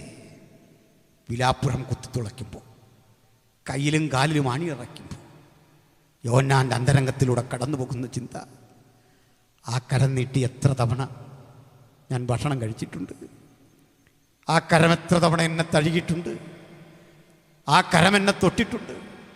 ഞാൻ ചാരിക്കിടന്ന നെഞ്ചകം വിണ്ടുകീറുന്ന ആ രംഗം കാണാൻ എനിക്ക് ഗതി വന്നല്ലോ. വേദനയുടെ തീഷ്ണതയിൽ അവിടെ നിൽക്കുന്നവരെ നോക്കി നിശബ്ദമായ ഒരനുഗ്രഹത്തിൻ്റെ സാന്നിധ്യം അവിടെ വ്യാപരിച്ചിട്ടുണ്ട്. അനുഗ്രഹം എപ്പോഴും ആരവാരങ്ങൾക്കിടയിലല്ല, നിശബ്ദമായൊരു അന്തരീക്ഷത്തിലും ദൈവത്തിൻ്റെ അനുഗ്രഹം വ്യാപരിക്കുമെങ്കിൽ ഒരു കാര്യം ഉറപ്പാക്കി പോകണം, ക്രൂശിൻ്റെ ചുവട്ടിൽ മറ്റാരും കാണുന്ന ആകർഷണീയ ഘടകങ്ങളില്ല. പക്ഷെ അകക്കണ്ണുകൊണ്ട് ഒരു കാഴ്ച കാണാം. ക്രൂശിൻ്റെ ചുവട്ടിൽ ചില അത്ഭുതങ്ങൾ സംഭവിക്കുന്നു, ചില വലിയ പ്രവൃത്തികൾ സംഭവിക്കുന്നു. ഞാനത് പറഞ്ഞ് അവസാനിപ്പിക്കാം. സഹോദരേ, അവിടെ ഒരു കള്ളൻ കിടപ്പുണ്ട് ക്രൂശിൽ. ആ കള്ളൻ അവിടെ കിടന്നുകൊണ്ട് പറയാ, നിൻ്റെ രാജ്യത്തിൽ എന്നെ ഓർക്കണം. കള്ളൻ എങ്ങനെയാണ് യേശുവിനൊരു രാജ്യമുണ്ടെന്നൊക്കെ മനസ്സിലായത്? അവരെ പിടികിട്ടി. ഞങ്ങൾ ചെയ്തു പോയ കുറ്റകൃത്യങ്ങൾക്ക് ആനുപാതികമായി ശിക്ഷിക്കപ്പെട്ടെങ്കിൽ ഒരു കുറ്റവും ചെയ്യാത്തവൻ നിശ്ചയദാർഢ്യത്തോടെ ക്രൂശിൽ മരിക്കുന്നു. ഇവിടെ ഒരു കുഴപ്പമുണ്ടേ. ഈ വരച്ചു വെച്ച പടത്തിലെ ക്രൂശീകരണം മഹാബോറൻ പണിയാണ്. ടെൻഷൻ അടിച്ച് ക്രൂശേ കിടക്കുന്ന ആളൊന്നും അല്ലെന്ന് തിരുവെഴുത്തിലെ ക്രിസ്തു. പിന്നെ എങ്ങനെ എബ്രായക്കാരൻ പറയുക, മരണം ആസ്വദിച്ചെന്ന്. അന്തസ്സോടെ അഭിമാനത്തോടെ ക്രൂശിൽ കിടന്നുകൊണ്ട് മരണം ഇങ്ങനെ ആസ്വദിച്ചവനെ ഉയർത്തിക്കാട്ടിക്കൊണ്ട് നമുക്ക് ചില പൗരാണികമായ ചിന്തകളെ തിരുത്തണം. അഭിമാനത്തോടെ മരണം ഏറ്റെടുത്തു. എന്നിട്ടേ ഇത് നമുക്കൊരാൾ പൂരിപ്പിച്ച് തരുന്നുണ്ട്. അന്നേരം അവിടെ ഇല്ലാത്ത ആത്മാവിൽ പിൽക്കാലത്ത് അവിടെ ചെന്ന ഒരുവൻ. അങ്ങനെയൊക്കെ പറ്റുമെന്ന് നമുക്ക് ഇപ്പോൾ ക്രൂശിൻ്റെ ചവിട്ടിൽ ചെല്ലാന്നേ വിശ്വസിക്കുന്നുണ്ടോ? നമുക്കേ സ്ഥലകാല നിബദ്ധനല്ലാത്ത ദൈവത്തിൻ്റെ പദ്ധതിയിൽ നമുക്കും കാൽവറിയുടെ അരികിൽ ഇപ്പം ചെല്ലാമെന്ന് വിശ്വാസത്താൽ.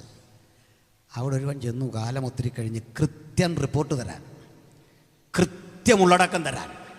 സ്തോത്രം. നേരിട്ടത് കണ്ടിട്ടില്ലാത്ത, ആ രംഗത്തിന് സാക്ഷ്യം വഹിക്കാത്ത ഒരുവൻ അവിടെ ചെന്നു. അത് നമ്മുടെ പൗലോസാണ്.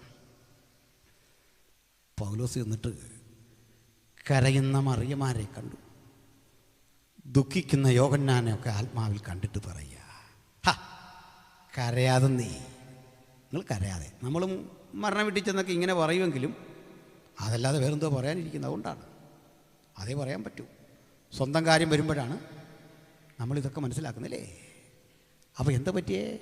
അവിടെ നിന്നുകൊണ്ട് പൗലോസ്ലീഹ സകലരോടും പറയാ, കരയരുത്, മറിച്ച് ആഹ്ലാദിക്കണം. ക്രൂശിൻ്റെ ചുവട്ടിൽ നിന്ന് ആഹ്ലാദിക്കണമോ?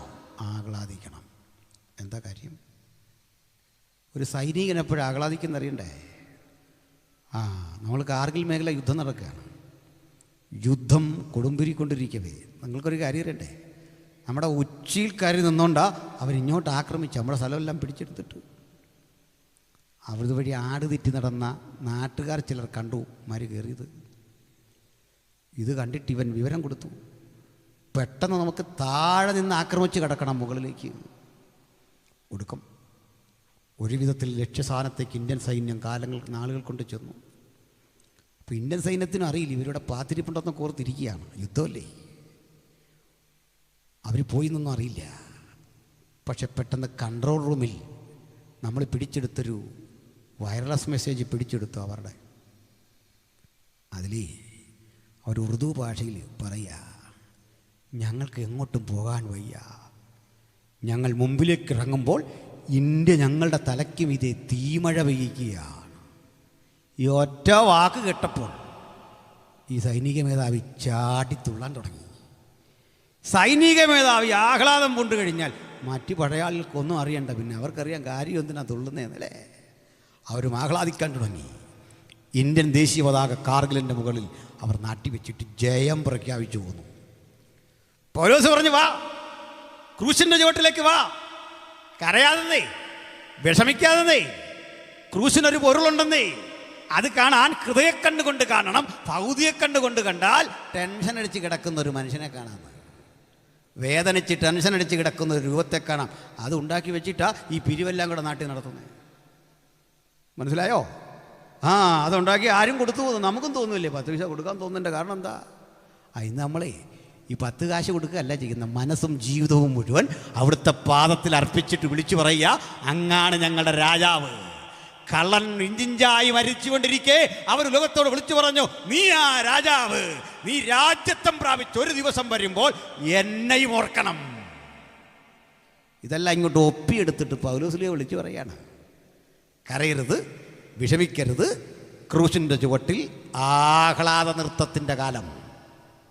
എന്താ കാര്യം? ചട്ടങ്ങളാൽ നമുക്ക് വിപരീതമായിരുന്ന കൈയെഴുത്തു മായ്ച്ച് ശത്രു സൈന്യത്തെ മുഴുവൻ തോൽപ്പിച്ച് ക്രൂശിൽ ജയോത്സവം കൊണ്ടാടി എന്നേക്കുമുള്ള വീണ്ടെടുപ്പ് അവൻ ക്രൂശിൽ സാധിച്ചു. അതുകൊണ്ട് മാനവരാശി ആഹ്ലാദിക്കണം. ക്രൂശ് നമ്മുടെ ജയത്തിൻ്റെ ചിഹ്നം. ആ ക്രൂശാണ് നമ്മുടെ ജീവിതത്തിൻ്റെ ആത്യന്തിക ലക്ഷ്യമെങ്കിൽ നമുക്ക് പൗലോസിനോട് ഇത് പറയാം, എനിക്കോ നമ്മുടെ കർത്താവായ യേശുക്രിസ്തുവിൻ്റെ ക്രൂശിലല്ലാതെ പ്രശംസിക്കുവാൻ സംഗതി വരരുത്. ആ ക്രൂശ് കാണണോ? അകക്കണ്ണ് തുറന്ന് നോക്കണം. ഭൗതിക കണ്ണുകൊണ്ട് നോക്കിയാൽ മറ്റേ കാഴ്ചയെ കാണുമോ? നമുക്കും അതാ പണ്ട് പറ്റിയത്. ഇന്നത് കണ്ടിട്ടൊരാകർഷണം തോന്നാത്ത എന്താ?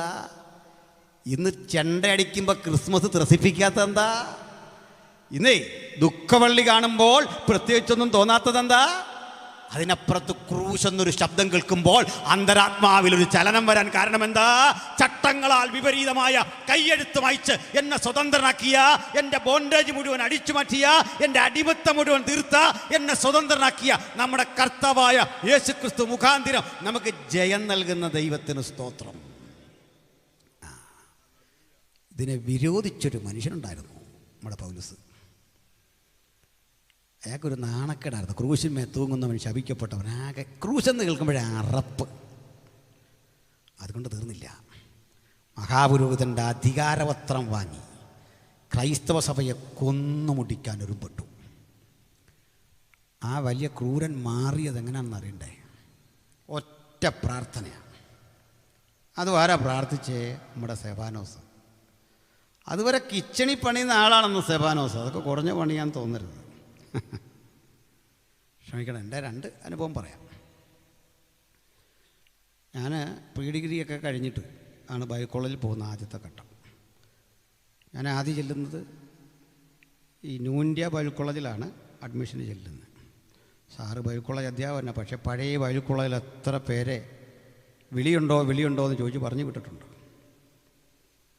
ഇനിയിപ്പോൾ പിള്ളേരിലെ കിടന്ന് വിഷമിക്കുക. ഇന്ന് ഇവർ വിളിച്ചുകൊണ്ടിരിക്കുക, വിളിയില്ലേലും വരാൻ. ഈ വിളിയുണ്ടോയെന്ന് നിങ്ങൾക്ക് എങ്ങനെ അറിയാം?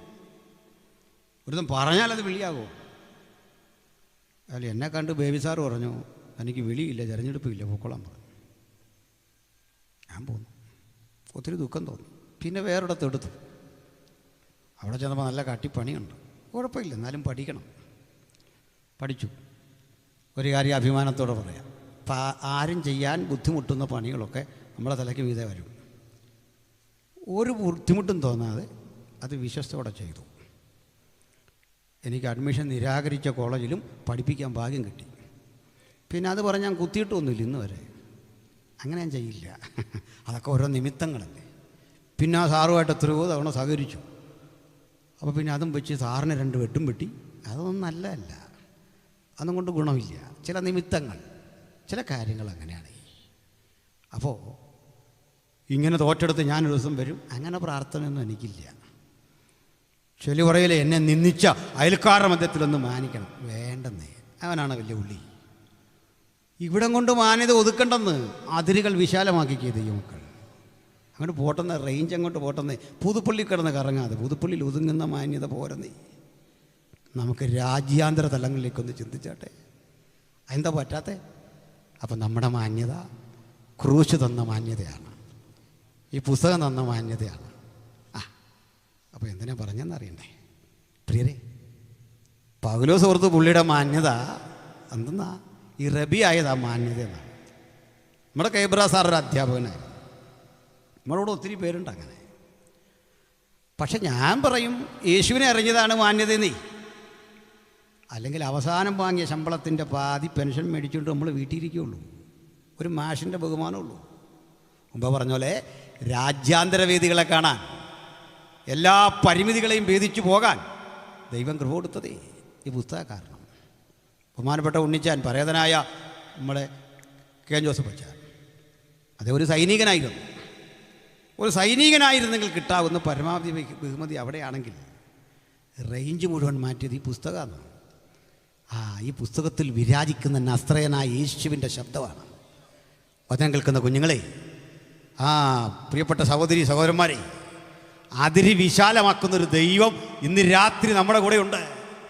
ആർക്കും വരയിട്ടൊതുക്കാൻ കഴിയാത്ത വിധം മണ്ഡലങ്ങളെ വിശാലമാക്കുന്നവൻ അരികിലുണ്ട്. അതുകൊണ്ട് പൗലോസ് നിന്നെ മുഴുവൻ മാറ്റിയതേ ഒരു പാവത്താൻ്റെ പ്രാർത്ഥന. കിച്ചണിൽ കിടന്ന് കരിയും പുകയൊക്കെ അടിച്ച് വിഷമിച്ച സ്തെഫാനോസ് പതുക്കെ പ്രസംഗിച്ചു തുടങ്ങിയ പ്രസംഗം പൊട്ടിഞ്ഞ് പോരുക. അപ്പോൾ ആൾക്കാർ കേട്ട് ചോദിച്ചു, ഇത് കിച്ചണിൽ നിന്ന് പറയേണ്ട കാര്യമില്ല, അച്ചാനിങ്ങോട്ട് വരാൻ പറഞ്ഞു. പ്രസംഗം കിട്ടി. സ്തെഫാനോസ് അങ്ങോട്ട് കത്തിക്കയറുക. അപ്പോൾ ആരാണ്ട് പറഞ്ഞു, ഇവർ കേസെടുക്കണം. സാർ ഇത് തന്നെ പറഞ്ഞു തുടങ്ങി. ഒന്നിൽ ഈ പ്രസംഗം ഒരു റിസൾട്ട് ഉണ്ടാക്കും അല്ലേ? ഇല്ല, അത് സുവിശേഷമല്ലെന്ന് പറഞ്ഞാൽ തുടങ്ങി. ഇനിയിപ്പോൾ അതൊന്നും ഉണ്ടാക്കാത്ത എന്താ? നല്ല കലാപരമായി സാഹിത്യപരമായി വാക്കുകളൊക്കെ ഒപ്പിച്ച് സംസാരിക്കും. പക്ഷേ പാപി രക്ഷിക്കപ്പെടത്തില്ല. കാരണം പഠിച്ചിട്ടുണ്ടോ? ഒരു വിടുതലും ഉണ്ടാവില്ല. കാരണം പഠിച്ചിട്ടുണ്ടോ? ഇളക്കവും പെരുപ്പവും ചാട്ടവും ഉണ്ടെന്ന് പാപി രക്ഷിക്കപ്പെടണമെന്ന്. പ്രാർത്ഥിച്ച ദൈവത്തിൻ്റെ ദാസന്മാരല്ല ഈ കൈകൊണ്ട് എല്ലാ തരത്തിലും പെട്ടവനെ മൂക്കണം. ഒത്തിരി ആൾ പ്രാർത്ഥിച്ചു മുസ്ലിമിനെ മൂക്കാൻ. കർത്താവ് തന്നു തുടങ്ങിയപ്പോൾ അതിരില്ലാതെ ഇങ്ങ് തരികല്ലേ. പിന്നെ എല്ലാ എണ്ണത്തിലും പെട്ടവനെ മൂക്കാൻ ഈ കൈ വെച്ചൊന്ന് പ്രാർത്ഥിച്ച് സകല എണ്ണത്തിനെ മൂക്കും. അതിനു വേണ്ടിയുള്ള കൈ നമ്മുടെ. അപ്പോൾ എന്തിനാ പറഞ്ഞതെന്ന് അറിയണ്ടേ?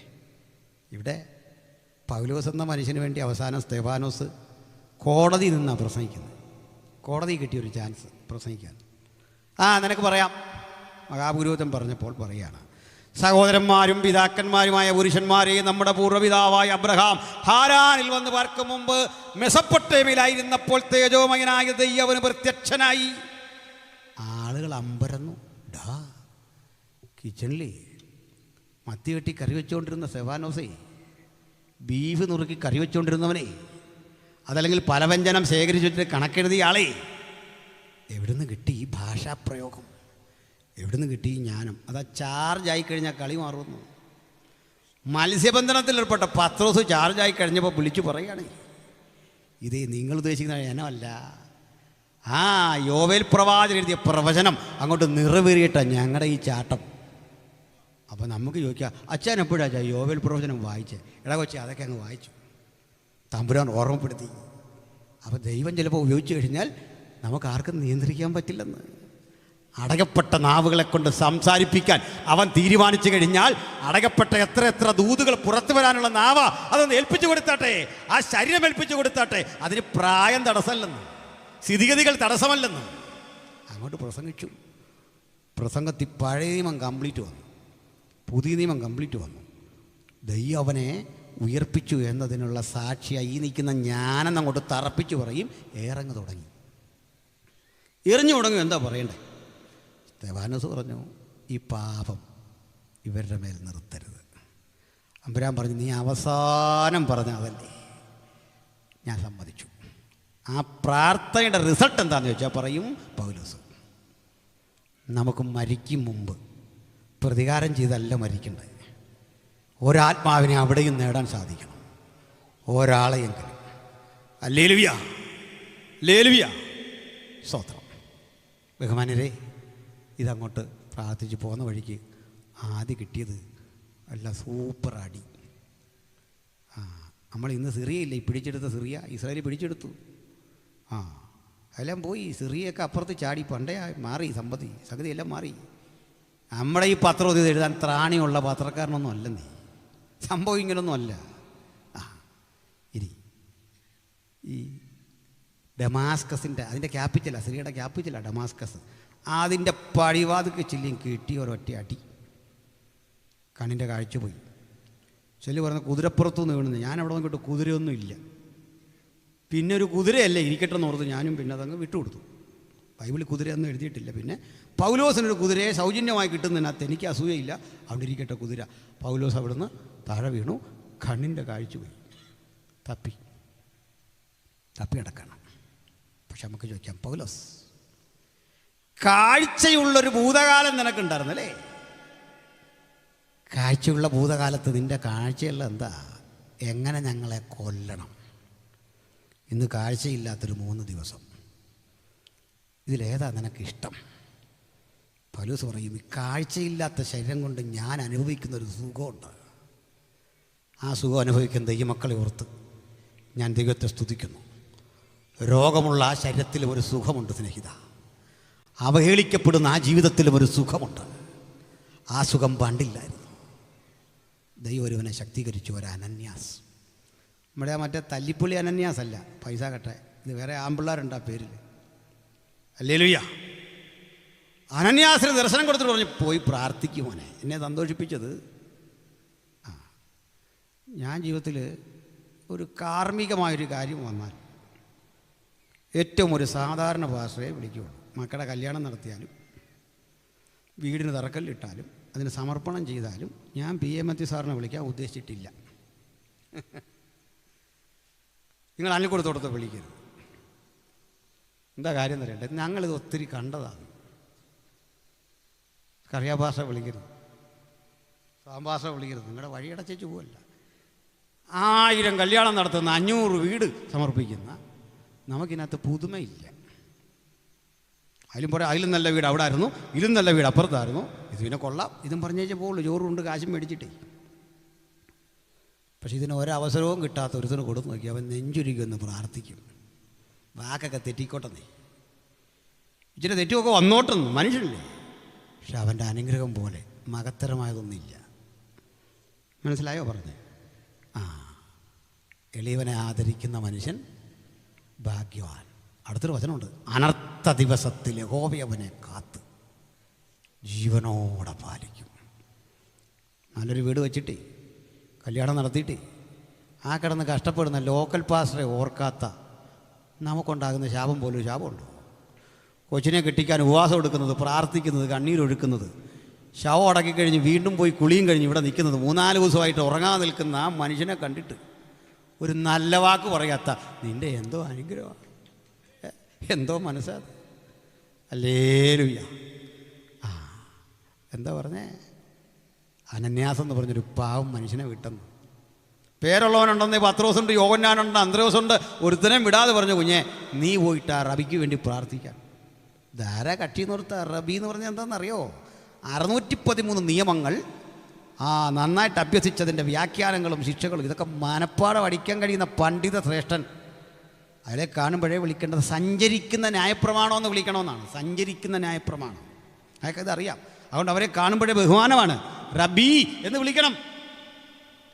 അനന്യാസ് അങ്ങോട്ട് ചെന്നു, റബ്ബി എന്ന് വിളിക്കുന്നവനെ കണ്ടിട്ട് ഒറ്റ വിളി, സഹോദരാ ശൗലേ. നമ്മളാണെ മാനനഷ്ടത്തിന് കേസ് കൊടുക്കും. സഹോദരാ ശൗലി, കാഴ്ച പ്രാപിക്കുക. ചെതുമ്പൽ പോലെ ഒന്ന് കണ്ണിൽ നിന്ന് പോയി. എങ്ങനെ പറഞ്ഞിട്ടേ, നീ പരിശുദ്ധാത്മപൂർണനാകേണ്ടതിന് കാഴ്ച പ്രാപിക്കാൻ. ചുമ്മാ കണ്ട പോരാ. അന്നു മുതൽ പൗലോസ് ഒരു പുതുമനുഷ്യനായി. ആ കാഴ്ചകളുടെ സമാഹാരമാണ് നമുക്ക് കിട്ടിയേക്കുന്നത്. അതിനെ ഞാൻ ഇങ്ങനെ സംശയിക്കാം. വീണ് കിടക്കുന്ന ഘട്ടത്തിലൊരു ചോദ്യം. അതുവരെ അവന് പിതാവാം ദൈവത്തെ അറിയാം. അതാ ന്യായപ്രമാണം പഠിപ്പിച്ചത്, പിതാവിനെ വ്യക്തമാക്കി. പക്ഷേ അടി കിട്ടേണ്ടെന്ന് അവനൊരു ചോദ്യം, നീ ആരാണ്?